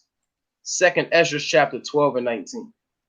2nd Ezra chapter 12, verse 19. And whereas thou sawest the 8 small under feathers sticking to her wings, this is the interpretation. That in him there shall arise 8 kings, whose time shall be but small, and their years swift. Now we're getting a little bit of more detail about these 8 feathers. The Lord said that it's 8 kings who are going to rule for a short period of time, right? Now, when it says 8 kings, that's not speaking about 8 men, right? How do you know that? Well, we're going to go through the history, but we're going to go through the book of Daniel, the 7th chapter, and I believe that's verse 17. Right? Let's go to that. In Daniel chapter 7 and 17. It says 8 kings, but that's speaking about 8 rulerships of men. All right? Or 8 small rulerships. Remember, that this entire eagle consists of 12 feathers, 8 contrary feathers, and 3 heads. That will lead all the way up till you see about Yahweh Shah being mentioned as the lion in this chapter. So you can't have, it's not going to be these first 12 kings, then the next 8 kings after that. Because remember, we have to cover this entire so-called white man from Julius Caesar all the way up to Yahweh Shah. It would be impossible for these 8 kings to be the next 8 men mentioned after Domitian. They're speaking about 8 smaller kingdoms. Remember, there are contrary feathers. It's not what you think it's going to be. Right? Let's go to Daniel chapter 7 and 17. The book of Daniel chapter 7, verse 16, and it reads this. I came near unto one of them that stood by, and asked him the truth of all of this. So he told me and made me know the interpretation of the things. Right? These great beasts, which are four kings, which shall arise out of the earth. You see that? It says these beasts are 4 kings. Does that mean when you read the book of Daniel 7 chapter, speaking about 4 actual kings? Here you have us speaking about the Babylonian Empire, but that covered many kings, from Nebuchadnezzar all the way to Belshazzar. You have the Persian Empire being mentioned, right? That had many kings, from Cyrus all the way to Cambyses II. You have the Greek Empire being mentioned, that covered what Alexander all the way to the last Greek ruler. Or you have the Roman Empire being covered. But why is the Lord saying this is 4 kings? Because it covers 4 empires.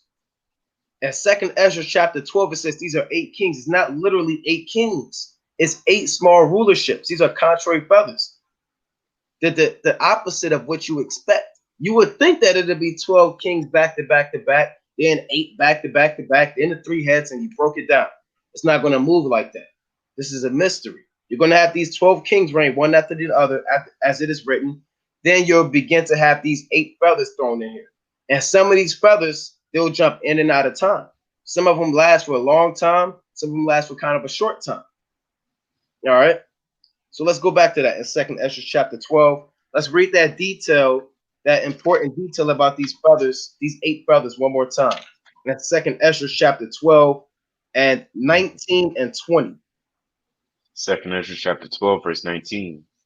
And whereas thou sawest the 8 small under feathers sticking to her wings, this is the interpretation. Right? That in him there shall arise 8 kings, whose time shall be but small and their years swift. So there's the 8 kings. Now, let's go back to 2nd Ezra chapter 11. We're going to read 20 through 22 one more time. This is how you have to go back and forth like this. Right? Some chapters, even in Revelation, they jump in and out of time. Right? You got to kind of know what's going on sometimes through the Spirit, or all the time through the Spirit. All right, let's go to 2nd Ezra chapter 11, and let's read 20 through 22. 2nd Ezra chapter 11, verse 20. Then I beheld, and lo, in process of time, the feathers that followed stood up upon the right side, that they might rule also. And some of them ruled, but within a while they appeared no more. Right? For some of them for some of them were set up, but ruled not. After this I looked, and behold, the 12 feathers appeared no more, nor the 2 little feathers. So right after the 12 feathers ruled, you have the first 2 feathers that were ruled. Let's read about the first 2 feathers. Let's go to 2nd Ezra chapter 12, and let's read 21. Actually, let's read 20 and 21. 2nd Ezra chapter 12, verse 20 and 21. That in him there shall arise 8 kings, whose time shall be but small, and their years swift.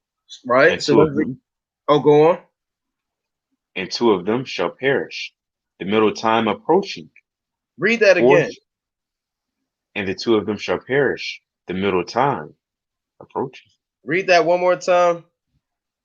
And 2 of them shall perish, the middle time approaching. So right after the 12 kings, the first 2 feathers are being mentioned. right? The first two feathers are being mentioned. The first two that are mentioned are two that will perish as the middle time is approaching. Remember that. The first two feathers that are mentioned that come right after the 12 kings, they're going to be cut off as the middle time is approaching. Let's read on. Verse 21. And two of them shall perish, the middle time approaching. Four shall be kept until their end begin to approach, but two shall be kept unto the end. So he just broke down the 8 feathers. The first two are going to perish as the middle time is approaching. Then you'll have 4 continuing their space. Then you'll have 2 reserved to the end. These first 2 feathers that will perish the middle time approaching can only be broken down if you know what the middle time means. What does the middle time mean? Why would the Lord say you'll have these 12 kings reign, then right after that, you'll have 2 feathers? But these 2 feathers are going to be cut off as the middle time is approaching. What is the middle time? We have to be able to break that down. Let's go to the book of Wisdom of Solomon, the 7th chapter. Right? Let's go to Wisdom of Solomon, chapter 7. And let's read verse 17.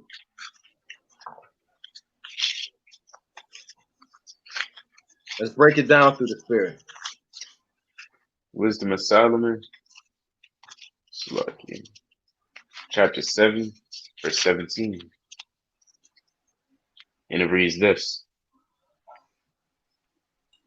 For he hath given me certain knowledge of the things that are, namely to know how the world was made, and operations of the elements. Right? Solomon knew all of that, how the world was made, the periodic table, carbon, neon, all of that. Go on.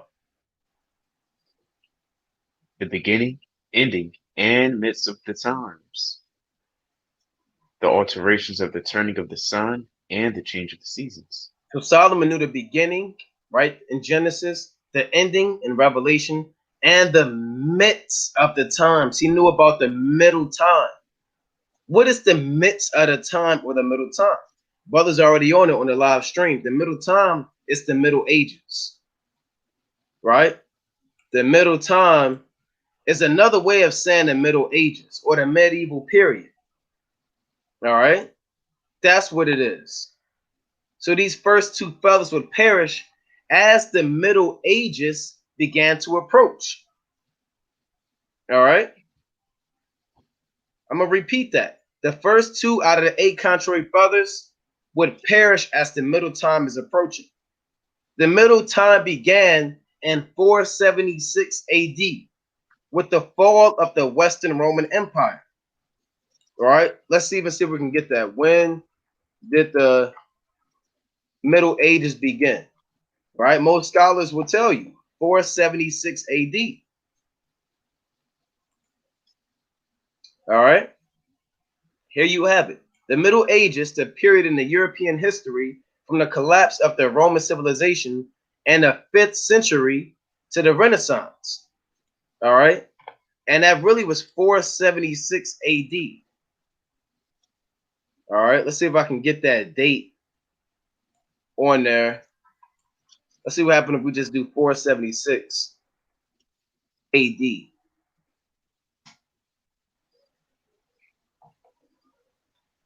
All right, 476 AD, the fall of the Western Roman Empire. All right, this is the beginning of the Middle Ages. All right, when the Western Roman Empire fell. All right, so 2 of these feathers were paired as the middle time was approaching. All right, here you have it again. And the history of Europe, the Middle Ages, or medieval period, lasted from the 5th to the 16th century. All right, here's another one. The Middle Ages and economic society people use the phrase Middle Ages to describe Europe between the fall of Rome and 476, right? CE, meaning Common Era, and the beginning of the Renaissance in the 14th century. The Lord said 2 of these feathers would perish as 476 AD was approaching. Let's go to the list of the Roman emperors. So we read about the first 12 feathers. from Augustus all the way down to Domitian. After that, you have these two other feathers. These two other feathers, they cover from Nerva, right? Can brother see the screen?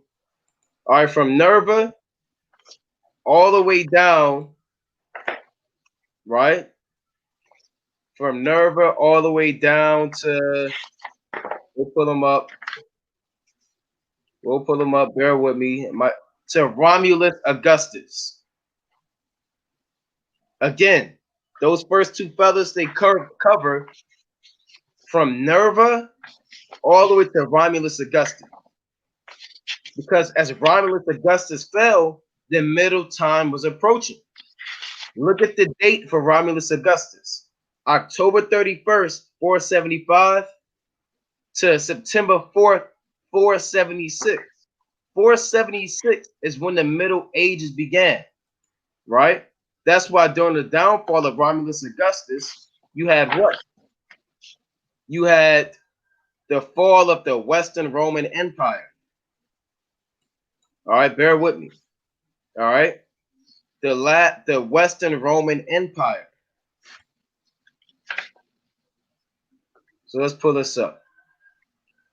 Right? The Roman Empire was divided. You had the Eastern Roman Empire and the Western Roman Empire.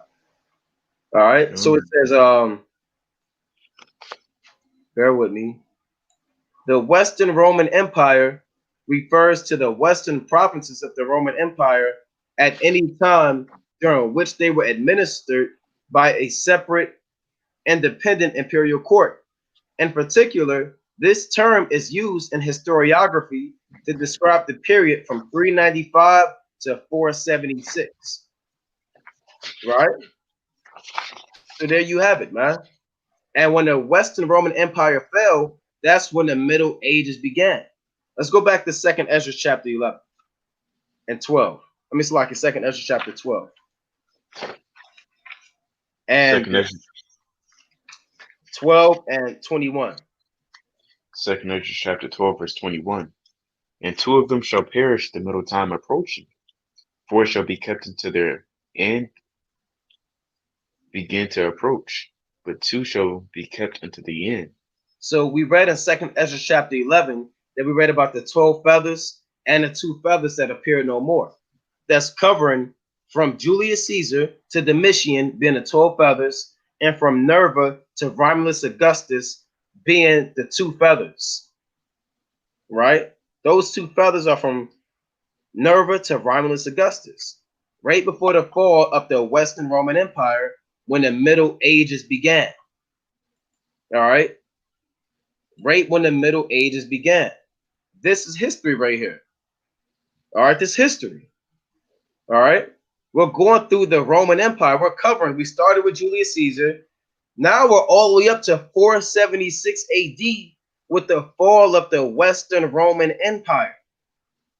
So now you can clearly see how and when you read this chapter, it speaks about Yahweh's second coming, right? So we have to be able to put this in a timeline to where we are able to accommodate the Roman Empire, all the way up to Yahweh's second coming.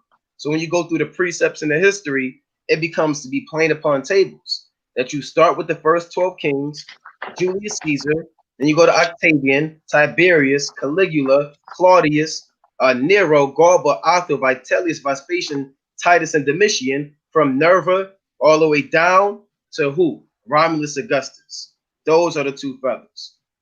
So let's go back to 2nd Esdras chapter 11. Right? Let's read 11, 20 through 22 one more time. 2nd Esdras chapter 11, verse 20. Right? Then I beheld, and lo, in process of time the feathers that followed stood up upon the right side, that they might roll also. And some of them rolled, but within a while they appeared no more. Right? For some of them were set up, but rolled not. Right, when you cover some of these kings, man, right? Some, like I said, some of them got poisoned.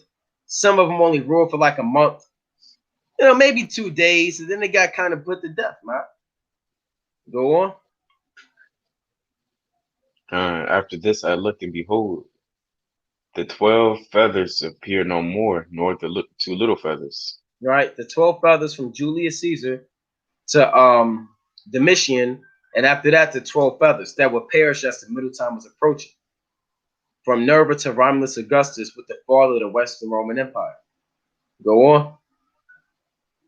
There was no more upon the eagle's body, but 3 heads that rested. Where you at? 23. Okay, Con.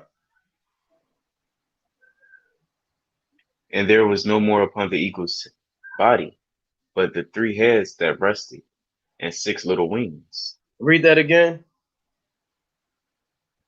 And there was no more upon the eagle's body, but 3 heads that rested, and 6 little wings. Right. So from the beginning, you had 12 feathers. You had 12 feathers, then you had the 8 contrary feathers and 3 heads. Now, all that's left are 6 feathers and 3 heads, because the 12 kings are already gone, and those first 2 contrary feathers. So all that's left are 6 contrary feathers and 3 heads. Go on. Verse 24. Then saw I also that 2 little feathers divided themselves from the 6, and remained under their head that was upon the right side, for the 4 continued in their place. Now I need you to stay with me with this. This one can kind of trip up Israel. Let's read it again. And it reads this, verse 24. Then saw I also the 2 little feathers divided themselves from the 6. So you have these 6. It's like you have these 6. You got to go through this slow. You have these 6 contrary feathers. 2 of them separated themselves from the 6, right? And what did they do? And remained under their head that was under the right side. And they remained under the head that was on the right side. Go on. For the 4 continued in their place. So these 2 feathers, what the scriptures is saying, is that they're going to be the last remnant of this eagle's body. Because the head upon the right side is the last great head to rule. So these 2 feathers separated themselves and are hiding under the last Edomite kingdom to ever rule, which is the eagle's head on the right side. Right? Let's read about this eagle's head on the right side. Let's jump down. 2nd Esdras, chapter 11, and let's read 34. Then we're going to jump back up. 2nd Esdras, chapter 11, verse 34. But there remained the 2 heads, which also in like sort ruled upon the earth. These are the last Edomite kingdoms to rule. And over those that dwelt therein. Go on. And I beheld, and lo, the head upon the right side devoured it that was upon the left side. So the head that was on the right side devoured the head that was on the left side. The head that devoured on the right side is the last head or the last Edomite kingdom that will rule. So why would these 2 little feathers hide under the last Edomite kingdom to rule? Because once this last Edomite kingdom, this head on the right side, is taken out, then Esau's power structure is completely done away with. But you have 2 small feathers left. Those 2 small feathers left are the remnant of the Edomites that are going to be preserved for slavery. Because once all of the Edomites' kingdoms are taken out, you're going to have, that doesn't mean Esau is going to be exterminated when Yahweh Shah come back. Right? When Yahweh Shah come back, he's not killing every Edomite on the earth. He's not killing this entire eagle in one moment. You're still going to have slaves, servants, handmaids. You're going to have workers. That's why these 2 feathers divided themselves from the 6 and are hiding under the head of the right side. That they think that they may get power from this last Edomite kingdom. But once this last Edomite kingdom is taken out, then you'll still have the remnant of these Edomites. All right. Let's go to 2nd Esdras, chapter 12, and let's read 29. 2nd Esdras, chapter 12, verse 29. And whereas thou sawest two feathers under the wings passing over the head, that is on the right side, it signifieth that these are they whom the highest hath kept under their end. That's like Until that unto their end. end. This is the small kingdom and full of trouble, as thou sawest. So those two feathers are who the Most High keeps for the end. To Esau's done away with. He has reserved them to the end, right? Because once there has to be somebody to be exterminated after 1,000 years. Once the last Edomite kingdom is taken out, we have to have slaves to exterminate after 1,000 years of hardcore bondage. That's why it says this is that small kingdom, letting you know that these feathers represent kingdoms, right? It's telling you straight up that these last two feathers, they represent a small kingdom. How much more the other feathers? You see that? So these two feathers that divided themselves from the six are a remnant of the Edomite slaves that are going to be preserved for captivity. All right. So that should be made manifest now. So let's go back to the book of 2nd Esdras chapter 11, where we left off. 2nd Ezra chapter 11, verse 25. Let's read 24. Yeah, 24 again. Verse 24. Then saw I also the two little feathers divided themselves from the six. They remained under the head that was upon the right side. The Right. four continued in their place. So now you have these two feathers that pretty much jumped into the future, be preserved for captivity. Now you have four. These last four are going to move in order. All right, they're going to move in order. They're continuing in their place. Go on. And I beheld, and lo, the feathers that were under the wing thought to set up themselves and to have the rule.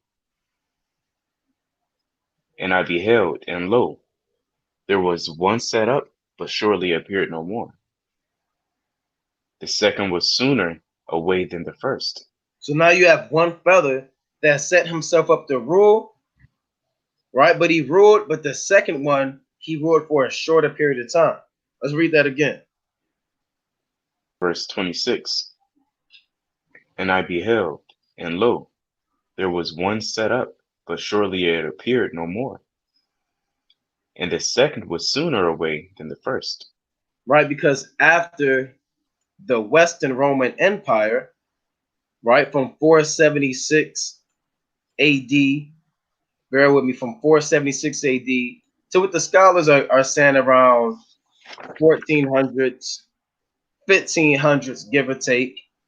You know, that's what they will say the so-called Renaissance is, right? And I'll pull that back up. Let me pull these Roman emperors back up. Bear with me. So like, let me pull this back up. All right, from Julius Caesar all the way down to Domitian of the 12. And then after that, you're covering these two feathers with Nerva to Romulus Augustus. Then you had two feathers that jumped into the future, right? And then after that, you had an empire called the Holy Roman Empire. The Holy Roman Empire ruled after the Western Roman Empire, right? Let's pull that up. Let's pull up the Holy Roman Empire. This is the next feather. All right, bear with me. The Holy Roman Empire. Bear with me. And we're going to go through the history and break this thing down. All right. Now, after the fall of the Western Roman Empire, you had the Eastern Roman Empire that was left remaining. Now, the Eastern Roman Empire ruled for a period of time. And the Pope, we're going to go through this history, but I'm just telling you, first, the Pope or the papacy, they determined who would be king, and they had the authority to recognize who would be the Roman Empire at the time. So when the Western Roman Empire fell, they determined that, look, you're no longer have authority to rule Rome. So they gave power to the Eastern Roman Empire. Now, when the Eastern Roman Empire became faulty, and he said woman up on the throne, they transferred that power from the Eastern Roman Empire to which you know now as the Holy Roman Empire. All right. Now we'll pull that up. I'll pull up this Eastern Roman Empire on a map. Salaki, bear with me. You can see this and see what's going on. Bear with me. Where I'm in Eastern Roman Empire. Let's pull this up. Also known again what the scholars call the Byzantine Empire. All right. And their symbol, of course, was the eagle as well. Right. But here you have it on the map. Pull this up on the map for you.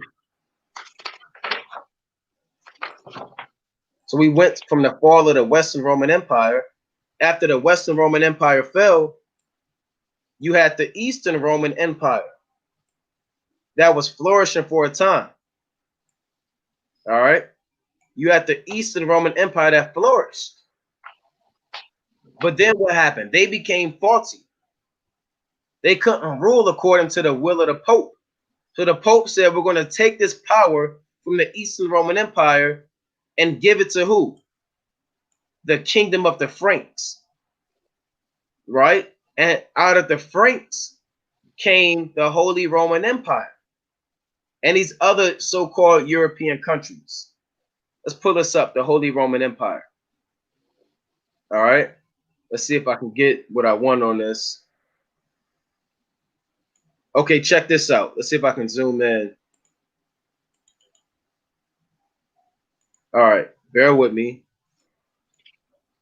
Let's see if I can make this readable. All right, on December 25th, 800, Pope Leo III, right? Pope Leo III crowned the Frankish king Charlemagne as emperor. And Charlemagne was a Jake. That's a Jake. Yeah, that was a Jake. If you look up older pictures of Charlemagne, you know, he looked like a prince. You know, he looked like Prince the artist, man. The late Prince. Let's see if we can kind of see if we can pull that up and see if we can say Charlemagne.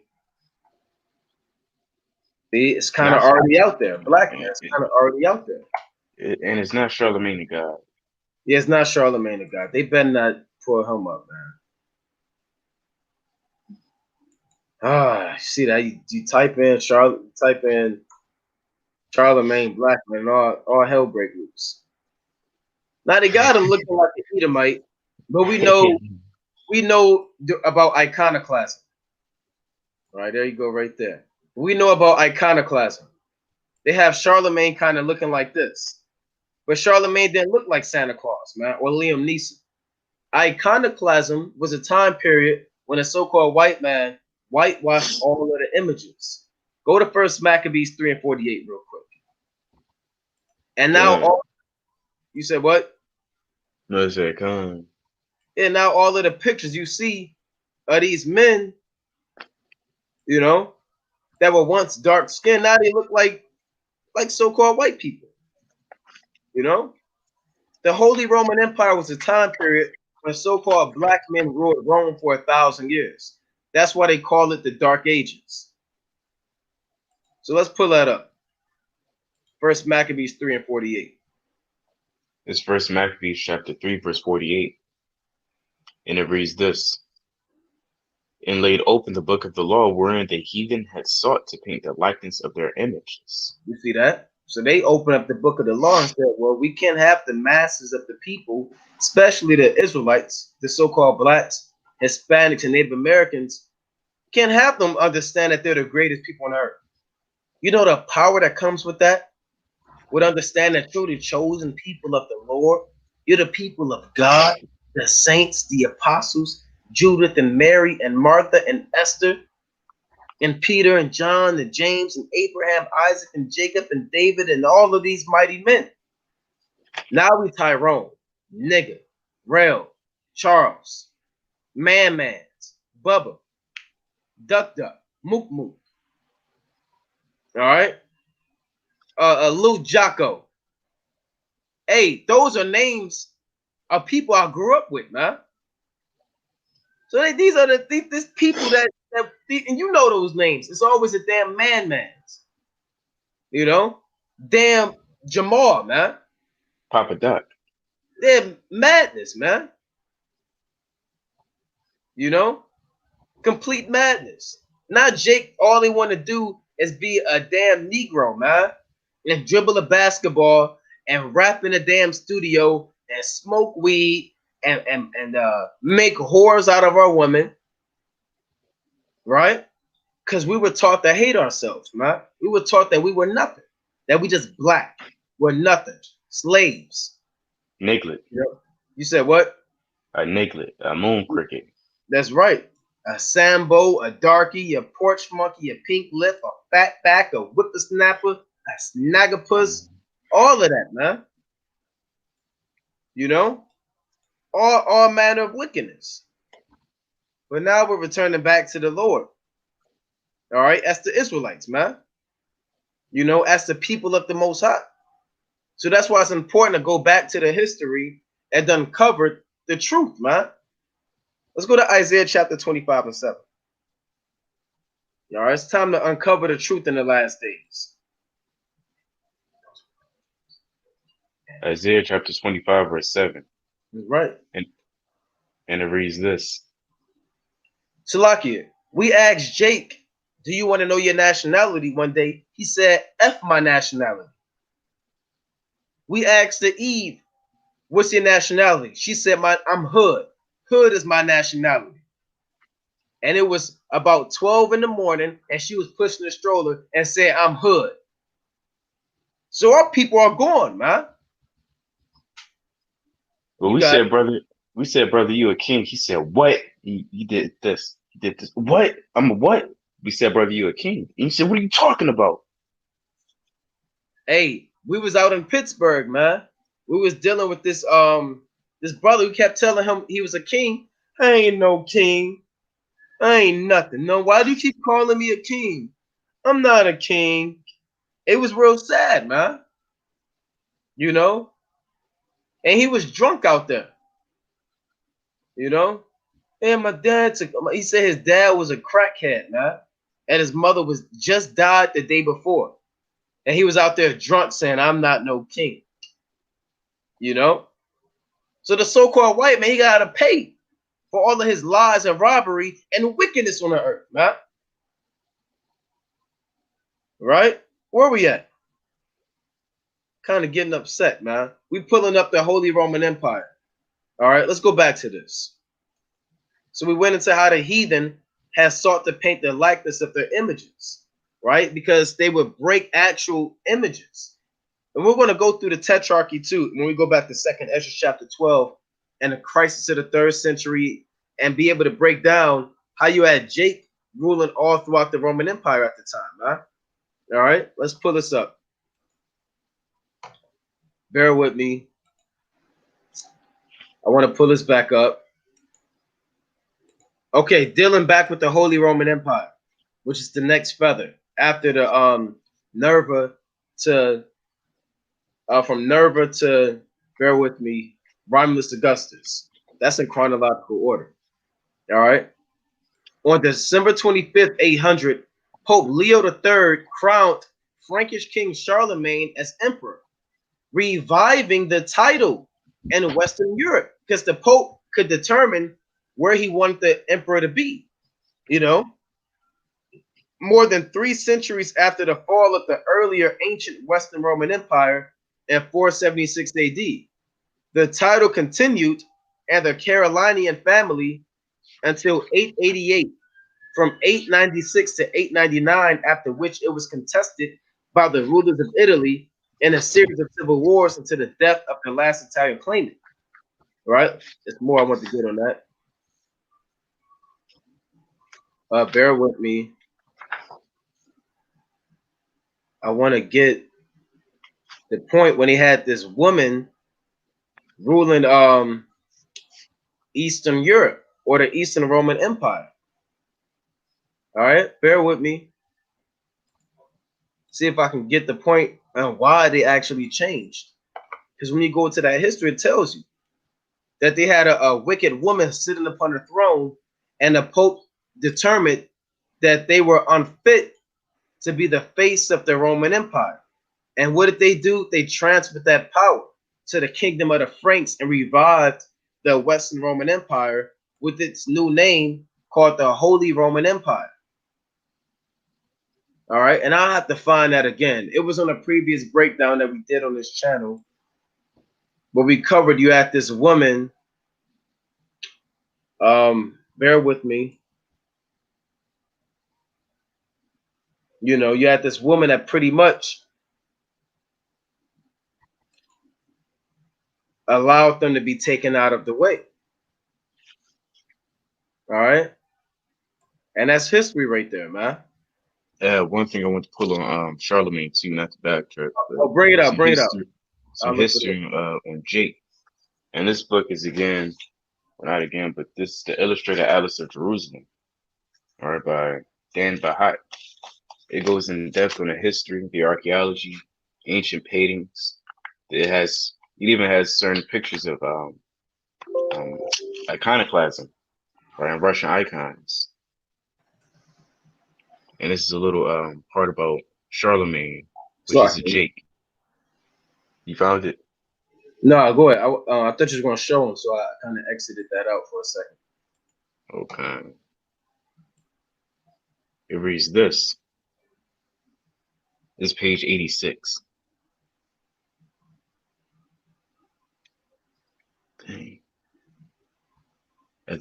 After the end of Charlemagne's reign, the situation of Jerusalem deteriorated.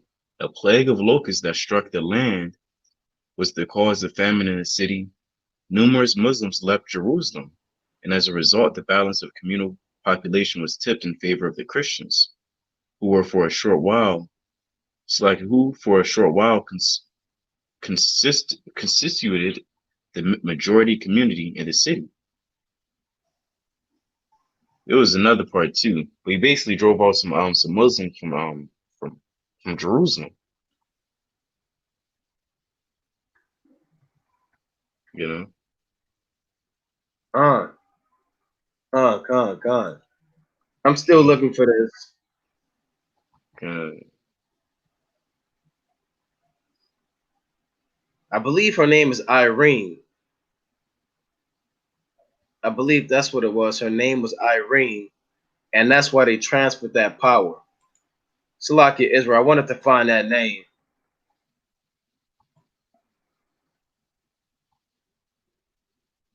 All right, here we have it. We found it through the spirit. All right, so let's pull this up and go through this history right here. And they don't teach you this in school, man. They don't teach you about this, man. They don't teach you. They when in the schools did they say, well, look, today's class we're gonna open up the Apocrypha. No, you had Huffin, you had what is some other textbook? McGrill, whatever it was, man. I can't remember the right. name. McGriffin, Something like McGraw. that. It was McGraw. You had all of them textbooks, man. McGraw, Huffin, madness, man. You had to get a book cover. Get your book covers. Are you going? I don't give a damn about them book covers, man. Get your divide. Hey, well, look, hey, we got the Apocrypha now, man. Now we can go through the history.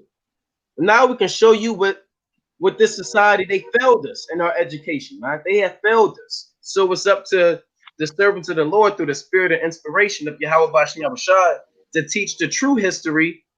There you go, McGraw Hill. See that? They poured it up, man. You know?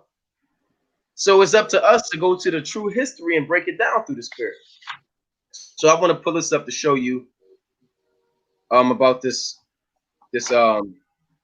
individual that ruled in Rome. All right. Now I'm jumping down in this category right here. Salakia. It says Charlemagne and the subsequent Holy Roman emperors were not and did not claim to be rulers of a restored Western Roman Empire. Pope Leo III and contemporary historians were fully aware of that the notion of a separate Western court had been abolished over 3 centuries prior and considered the Roman Empire to be one and indivisible. The ruler of the Roman Empire at the time of Charlemagne's coronation was Irene, right? And this was the woman I was speaking of, the mother of Emperor Constantine VI, who she had disposed. Leo III considered Irene to be a usurper and illegitimate to rule due to her gender, and as such considered the imperial throne to be vacant. So they said, well, look, we don't have no ruler. We got this woman, but she don't count, so we need a new emperor of Rome. Thus, this is when the Holy Roman Empire came into the thing. Thus, Charlemagne was not crowned as the ruler of the Western Roman Empire and successor to Romulus Augustus, but rather as the successor of Constantine VI and as sole Roman emperor, right? So we're covering this entire Roman Empire. We started with Julius Caesar. We went into the fall of the Western Roman Empire. We covered the Eastern Roman Empire. We went from the Eastern Roman Empire all the way to the Holy Roman Empire with Charlemagne ruling. Here you have it, the Holy Roman Empire.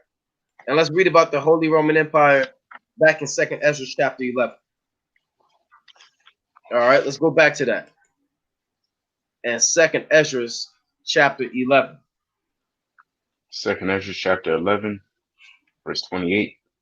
No, we want 11 and 26. 25.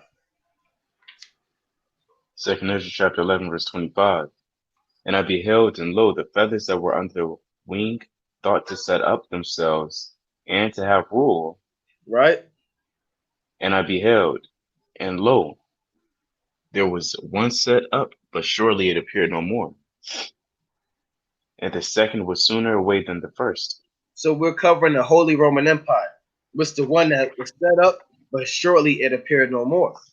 Because remember, we're covering this entire empire from Julius Caesar till when Yahushua returns. So we went through the first 12 kings, and I'm going to keep repeating it because we learned as a nation through repetition. That's why the laws and commandments are repetitive from the beginning to the end. From Julius Caesar, and I want this to get stuck in your head, and righteousness. You brothers that, that go out and teach and that get into the prophecies. Julius Caesar to Domitian. Those are your first 12 feathers. After that, you have 2 little feathers, which are the first 2 of the contrary feathers that would perish as the middle time is approaching, which consist of Nerva to Romulus Augustus, with the fall of the Western Roman Empire in 476 AD. The Pope no longer recognized the Eastern Roman Empire as fit to rule with a woman on the throne, so the Roman Empire seat was vacated and it shifted back to the West under Charlemagne with a new empire called the Holy Roman Empire. This is the one that set himself up to rule, but within a while he appeared no more. So let's get a little bit of information about the Holy Roman Empire. It also said the second was no sooner than the first, because the second, after the Holy Roman Empire, they ruled for a period of time, but it was way shorter than the Holy Roman Empire. All right. So here you have the Holy Roman Empire. I'll pull this up on the screen. Right. We want to cover this. And we're making great progress through the Spirit. I didn't think that we'll get this far. All right. But all praises to the Most High. We're covering this thing. All right. The Holy Roman Empire. Right. And you can clearly see that their symbol is the eagle as well. Occasionally, but unofficially referred to as the Holy Roman Empire of the German nation, was a multi-ethnic complex of territories in Western and Central Europe that developed during the early Middle Ages and continued until its dissolution in 1806 during the Napoleonic Wars. And Napoleon, they actually took down the Holy Roman Empire. And we'll cover them in this chapter 2, at 2nd Esdras 11. They're the ones that were sooner away than the first. Because after the Holy Roman Empire, which lasted for almost 900 years. You had Hmm. the first French Empire that came on the scene and took them down. So let's pull up a map of the Holy Roman Empire so you can kind of see on a geographical level what we're going into, right? And we're going to show you something that you may not know, you already may know, after I pull up this map, right? Let's see if we can get a map of the Holy Roman Empire. All right, here's the Holy Roman Empire right here, right? Parts of France, Germany, your modern day countries like Austria, Northern Italy, Belgium, right? But this was the Holy Roman Empire right here. And you can see now that these European nations now, like France and Germany, they're still Romans. It's all part of Rome, right? Here's another map or another list of states of the Holy Roman Empire. All right, I like this one right here, kind of go by name. All right, this is the Holy Roman Empire. Now, and what they do talk about in the so-called white man school system, they speak of men like King Arthur, about the Knights of the Round Table, about Sir Lancelot, and these different men, but they always make it to seem as if they're so-called white men. We're going to show you without a shadow of a doubt that the original knights and the original men that they want to be so-called white people, they were so-called black men, Hispanics, and Native Americans. They were Israelites that ruled during the Holy Roman Empire. All right, let's pull these things up. All right, so we're the original knights. When these fairy tales and they make these movies about knights in shining armor, it's really talking about Jake. You got to remember that the so-called white man, he has no heritage, he has no culture, right? He has nothing um for himself. Everything he has stolen from other nations. All right, and I want to pull up these images. All right, bear with me. Let's see if I can get this. Bear with me. Even on a coat of arms, you can clearly see when I pull this up that you had Jakes that were ruling Europe at the time. All right, let's pull this up and show you this on the screen. All right, bear with me. I had this pulled up.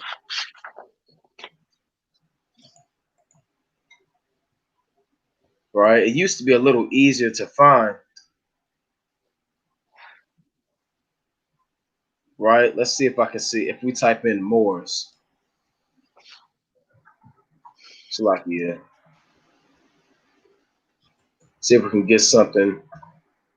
See, that's why I don't deal with Yahoo, man. All right.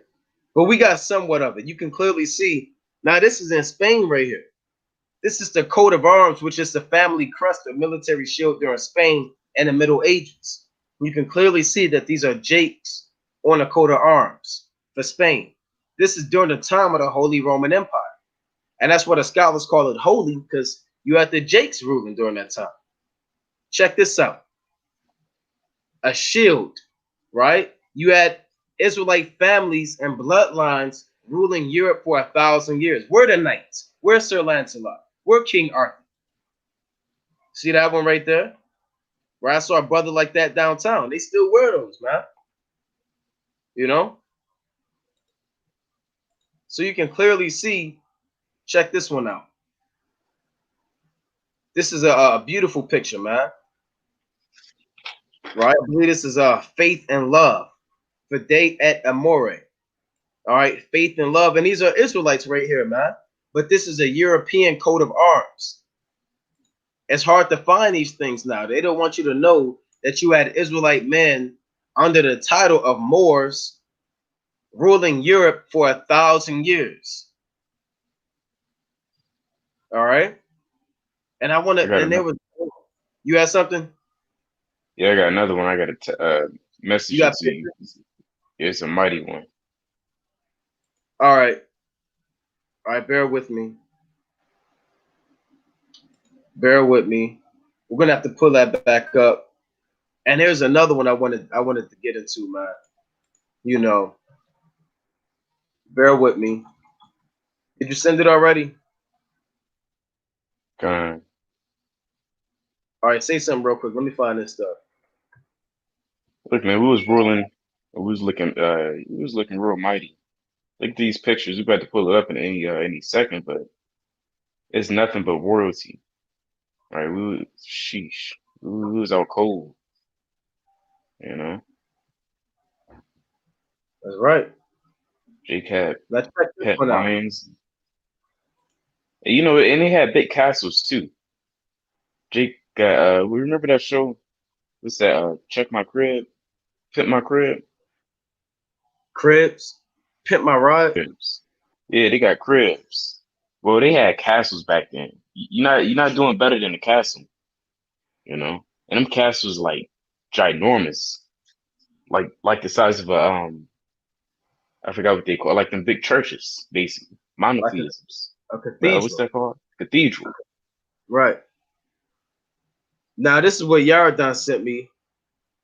It says on the walls of Palazzo Ducale and Mantua, Italy, dozens of armed knights equipped with helmets and lances take part in a grand spirited tournament, right? And that guy, he looked like what's that guy from Power? I mean not Power, what's that guy? Terrence Howard. Kind of looked like Terrence Howard right here, man. You know? That's a Jake right there, man. Yeah. You know? And then you got this brother right here, man. Right? These are Israelites, man. In Europe during the Middle Ages as the Holy Roman Empire. All right, when people speak about jousting and those games, when you go to they have these Esau's trying to monopolize and capitalize off of Jake, and they have this place called Medieval Times where you can go and kind of live like you're in the Middle Ages and eat the turkey leg with one arm and point at people and spit it out, you know, and say faster and all of that. You know, that was Jake during that time, huh? All right, let me pull Yeah. this up. Yeah. Now You know, check you this got the out. woman. Oh, go ahead. Nothing, you got it. All right, check this out right here. This is Jake, man. Right? With during this whole look at the Holy Roman Empire eagle behind it. You can't get around that.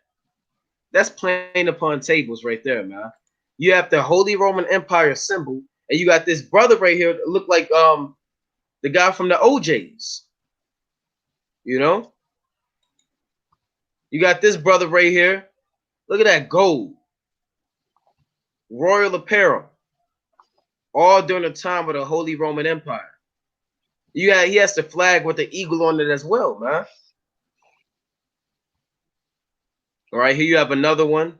That's an older brother right there as a knight. So Esau, when if they try to say that they were the knights and King Arthur, look, just they were living in caves during this time. They were up there howling at the moon, lifting up their leg on one side to urinate. They wasn't bathing. They didn't wash themselves.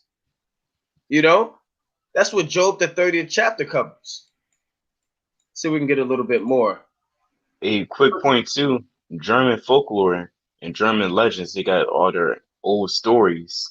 They got even stories where the dragon would keep a woman in a tower, locked up. And who saved her? The knight.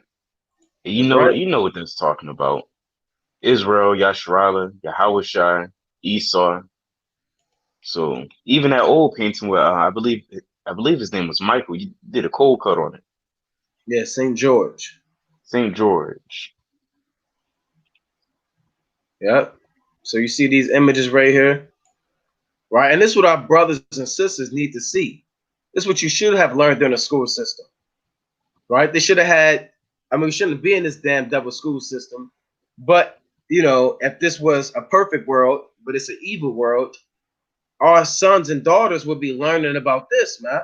How mighty we were, how powerful and glorious we were, right? Look at all of these images right here, man, of Jake. All right, all up and down Europe. Now, image behind this. Let's see if I can get this. Then we'll go back to Second Esdras, chapter 11. And the scholars still say that these were Africans. See that? The black Africans. How are you a black African? That's retarded. It's like saying a white European. Yeah, come on now. A black African. Right? But here you have on this picture right here, this is a Jake right here, man. And he got a brother behind him right there. Talking about Kenyans in Europe. That's not Kenyans. Those are Israelites. They always try to give credit to See that? him. Don't nobody want to give credit to Yeah, Jake. Dang. that's right. So it says Cardinal Albert of Brandenburg being chastised by Ulrich von Hutten. So Ulrich was kind of getting on him, man. Getting on this Edomite. You see him look like he kind of calling the shots. You can clearly see this Jake is calling the shots in this picture. He got his hand up, got his hand on his sword, and he kind of making moves. Yeah, you gotta you All doing right. the gestures like, what are you doing? What are you talking about? You know, What are you Jake and the doing? hand gestures. That's right. That's right. And this is in 1517. Right? It says von Hutten was a German scholar, poet, and reformer, and also an outspoken critic of the Roman Catholic Church. He acted as a bridge between the humanist and the Lutheran Reformation. Right? And we led to believe Martin Luther was a Jake. He was a leader of the Imperial Knights of the Holy Roman Empire. And this is after Columbus was on this side of the world. While Columbus was on this side of the world, you still had Jakes and the last bits of Europe. You had some Jakes kicked out of Spain in 1492 and Grenada, but you had a lot of Jakes still out there in Germany. Just because they got kicked out of Spain and France, that didn't mean they wasn't up in Germany and Italy, right? Now there's a beautiful book called Nature Knows No Color Line. Right? Now Nature Knows No Color Line, it tells you in detail about how it says so dark were the Jews of Portugal and Spain. Let's see if I can pull that up. All right. Bear with me. Just to give you And that. Oh, go ahead, King. it's like a way of looking that up. Jewish people, the Amalekites, they don't like to bring up that history because they know if they bring it up, people might look into it. They can find out, what color they were. The real Jews are. They find out the truth behind it all. That's why they only bring up the Holocaust.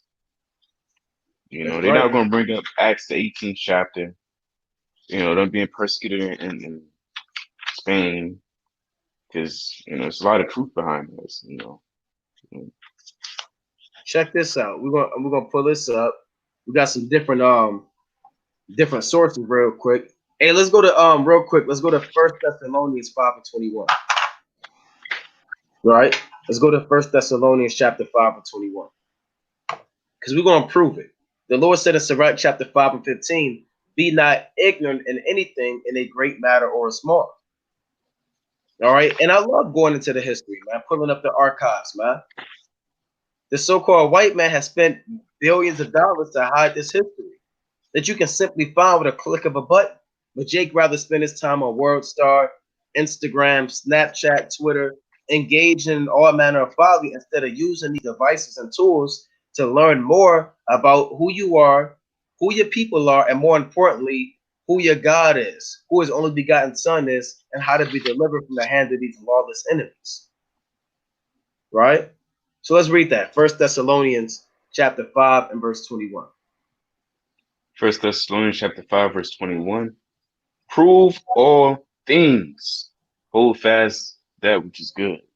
So we're proving it. We're pulling up the proof. All right. We're proving biblically that not only is Second Esdras going into the Holy Roman Empire, we're proving that that's us ruling during that time. Let's go to Revelation chapter 20 and 1.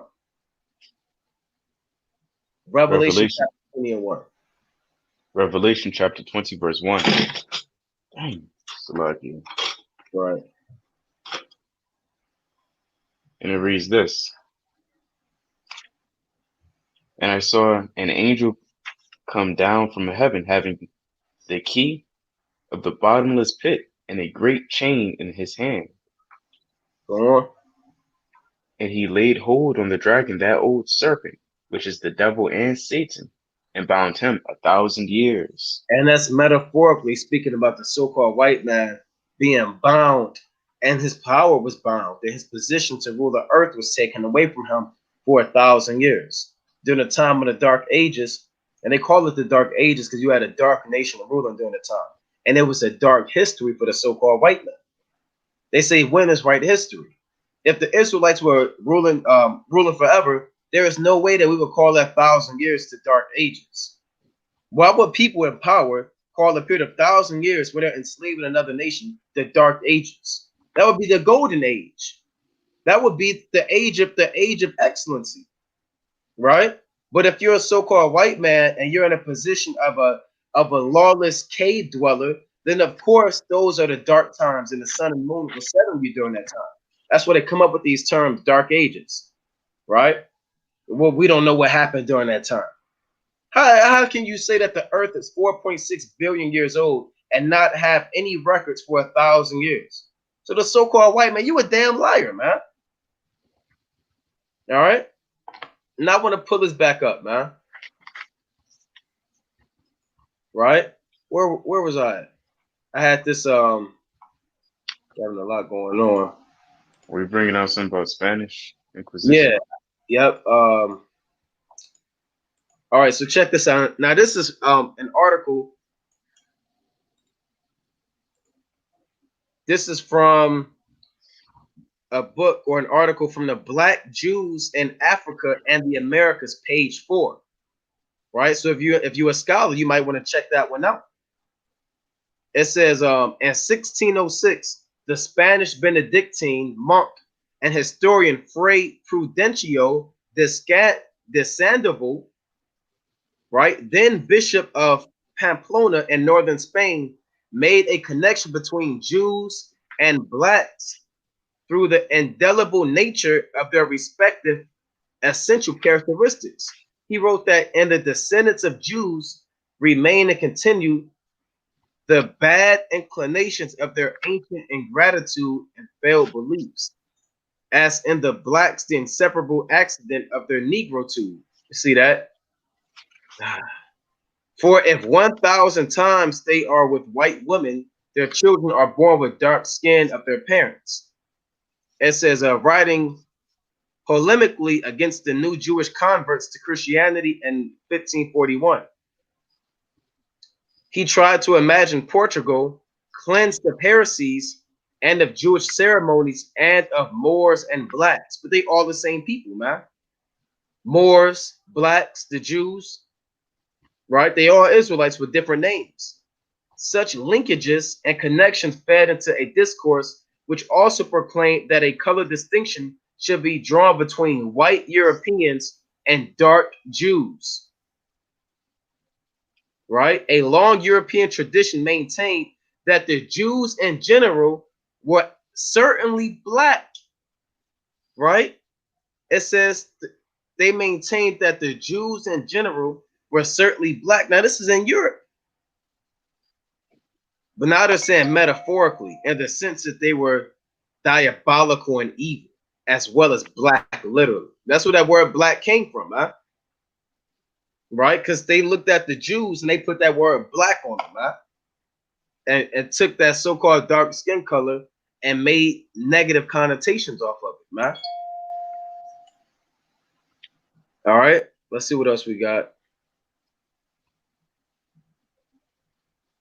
Bear with me. There was one from Nature Knows No Color line where it says, so dark were the Jews of Portugal and Spain, so that people thought all of the Jews were originally dark, which they were. All right. Now that's all during the Holy Roman Empire. That's I all got during the Holy Roman Empire. Oh, you got a precept? I got a point. Con. This is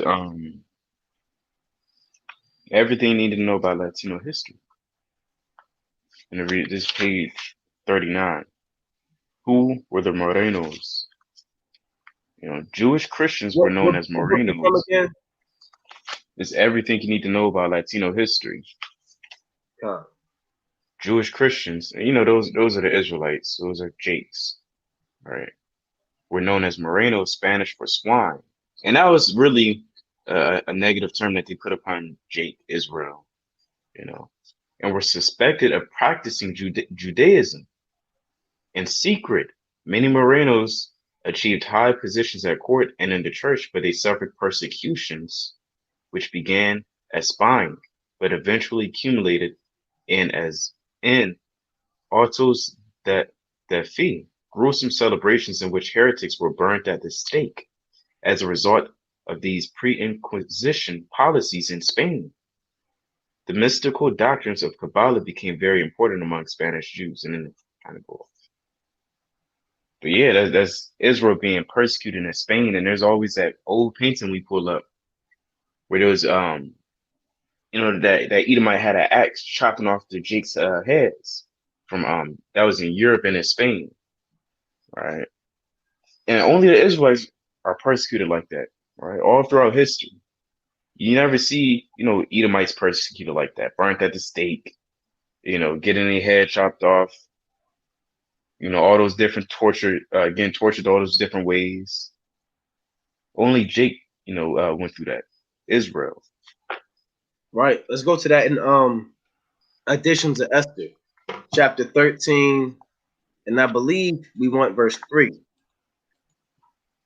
Right, to link up what Yaradan was going into. So even when you go through the history, you can see the persecution, right, was heavy on our people, man. Even that's how our people, and I'm gonna pull this up. Now the elder sent me this from WFI Elder Daniel. I'm gonna pull this up after we read Additions of Esther, chapter 13 and 3, I believe.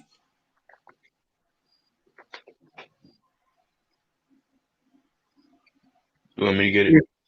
Con, go ahead. You got it. I'm gonna pull this up.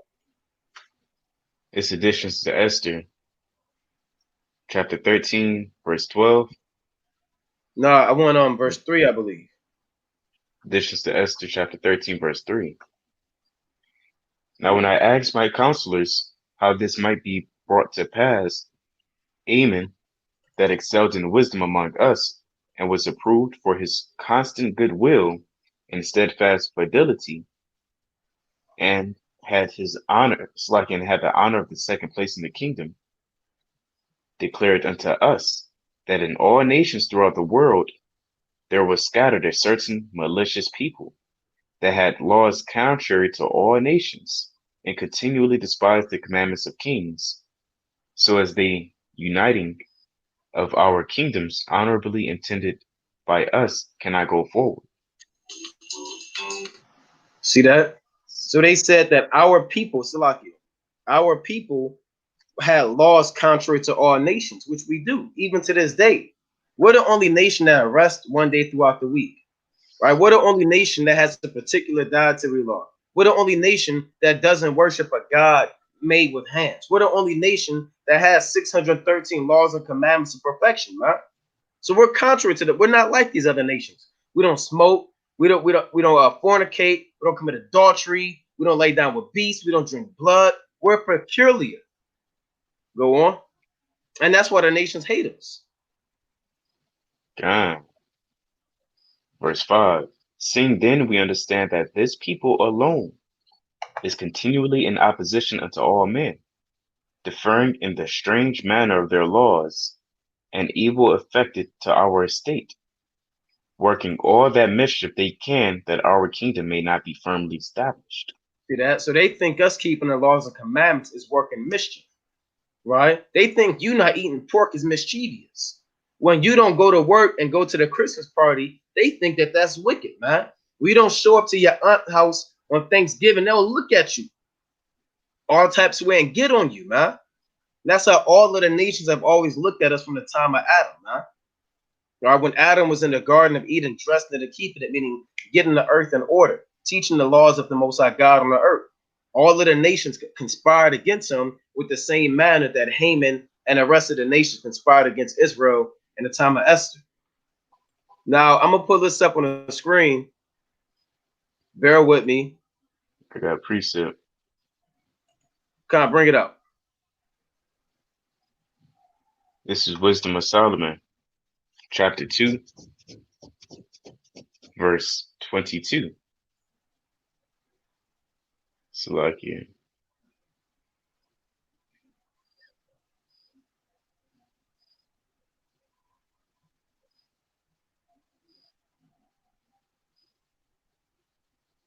Wisdom of Solomon, chapter 2, verse 12. Therefore, let us lie in wait for the righteous, because he is not for our return, and he is clean contrary to our doings. He upbraideth us with our offending the law, and objecteth to our infamy, the transgressing of our education. All right. See that?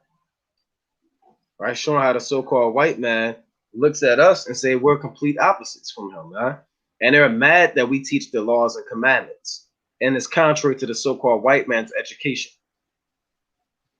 Right? So let's play this going back into how we were in Europe ruling at the Holy Roman Empire, which is one of these feathers found in the second Esdras 11. You see, the transatlantic slave trade started in the year 1501, and the slaves on the first transatlantic slave ships were called Negroes. In fact, King Ferdinand and Queen Isabel of Spain made it mandatory that only Negroes who were born in Spain and Portugal would be allowed to go to the Americas as slaves. In other words, these Negroes were Spanish and Portuguese natives. And so we need to know who was called Negroes in Spain and. See that? It says, because with great care we have procured the conversion of the Indians to our holy Catholic faith. Right? That's speaking about Gad and Reuben and the other tribes on the side of the world. And furthermore, if there are still people there who are doubtful of the faith in their own conversions, it would be a hindrance to them. I mean, if they don't get down with us, then that's their problem. They're gonna have to get down with us or they're gonna die. That's how a lot of our people became Christian and Catholic. And therefore, we will not permit nor allow to go there into the Americas. Moors, nor Jews, nor heretics, nor reconciled heretics, nor persons who are recently converted to our faith, except if they are black slaves or other slaves that have been born under the dominion of our natural Christian subjects. And these were Jews. Portugal before 1555. Now, in 1492, we see the Spanish Jews who. See that? It says from 1501 to 1518, now this before 1619. A lot of you Jakes want to say 400 years. Come on, brother. It says from 1501 to 1518, the transatlantic slave trade was comprised of black slaves transported from Iberia. Iberia, or the Iberian Peninsula, is Portugal and Spain. So brothers know that for the most part.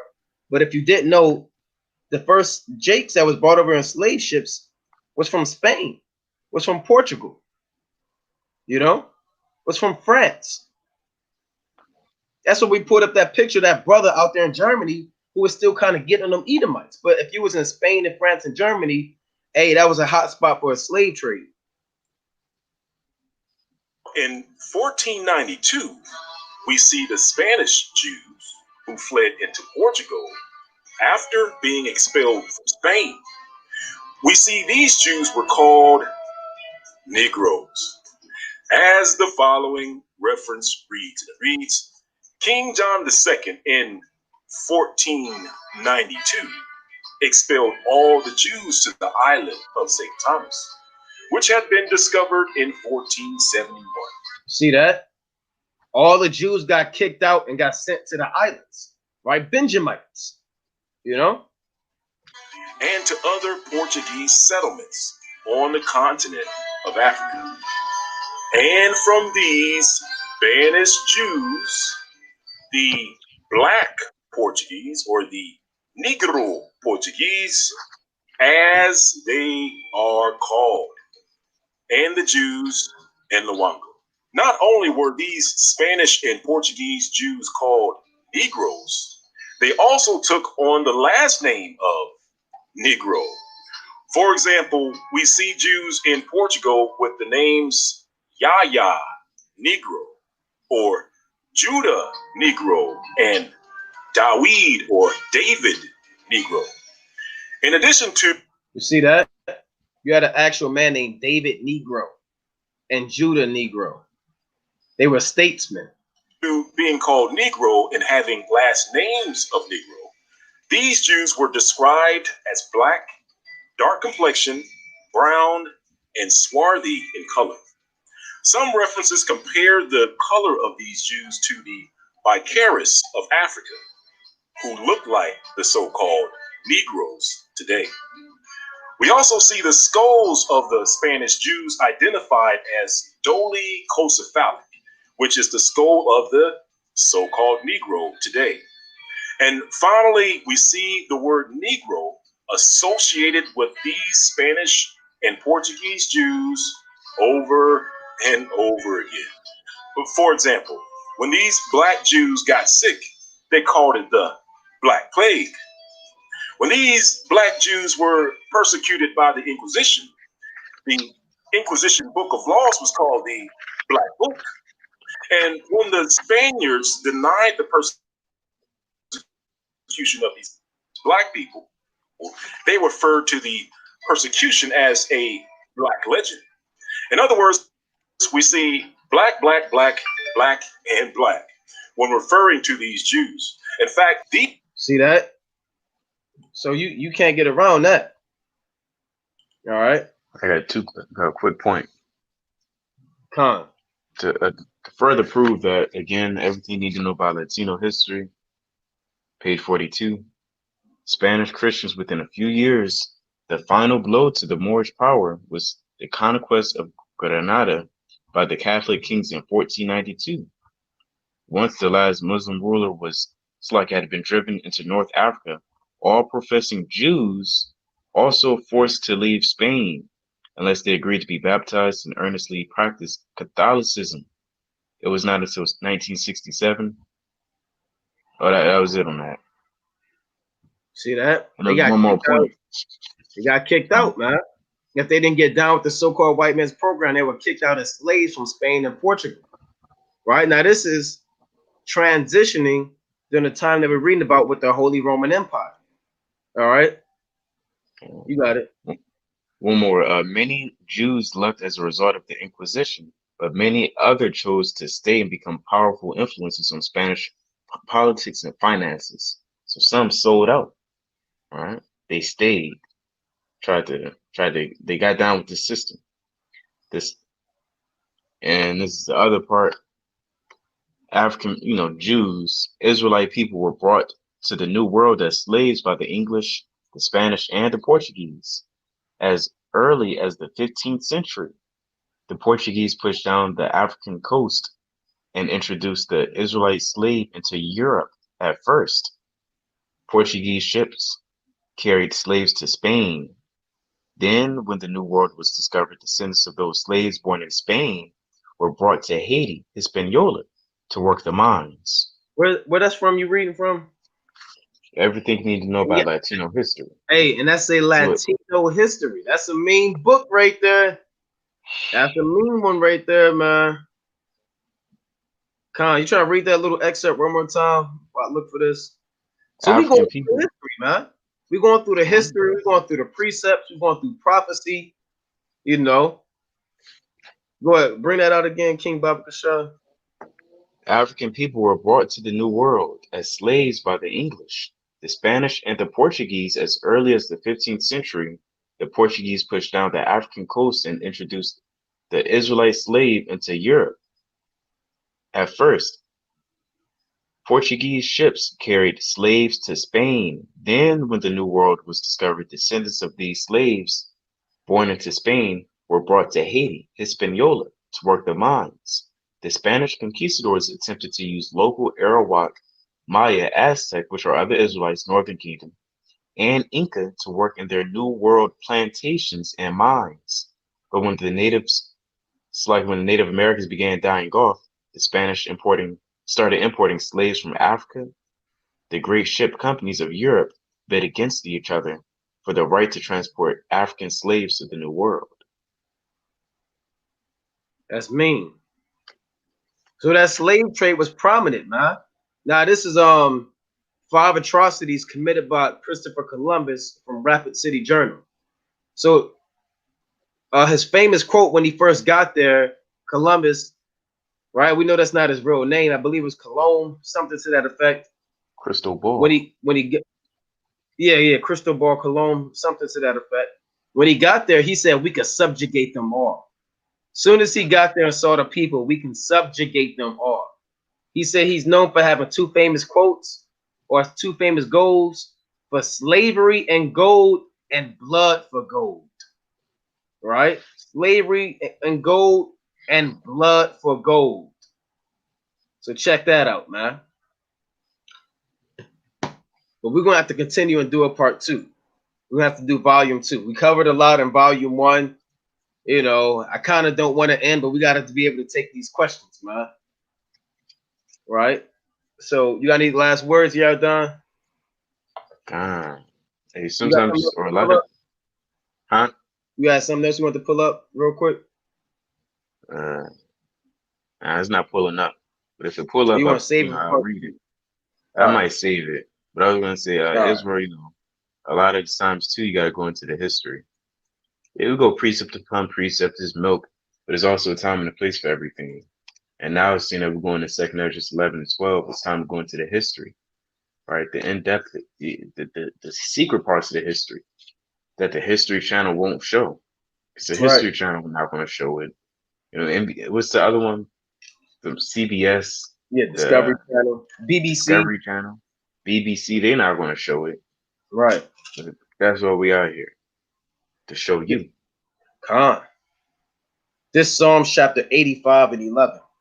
Truth shall spring out of the earth, and righteousness shall look down from heaven. Yea, Yahweh Ba'Shem Yahushua shall give that which is good, and our land shall yield her increase. So the truth is springing up out of the earth, and the Most High is giving that which is good. Prophecy, restoration of a nation, the Holy Spirit, laws, commandments. You understand, families being in order, and the truth is out there, man. Right? The Lord said that the earth helped the woman and swallowed up the flood at Revelation 12 and 15. Right? But with that, we're going to close out. We'll take questions like we normally do. For those that may have questions, you can call in to the conference call number, which is 213-603-9096. And the PIN number is 94809-305. So again, if you have any questions, you can call in at those numbers, 213-603-9096, and the PIN number is 94809-305. We'll take questions for about 90 minutes, right? If there are questions that last that long. But with that, we're going to close out. This has been 2nd Esdras chapter 11 and 12, volume 1. We'll continue, right, with volume 2 next Monday Night Fire. Lord willing, most High willing, you were edified, you took notes, and that you received understanding. With that, Brother Naquam. Brother Yardan. Shalom. Shalom.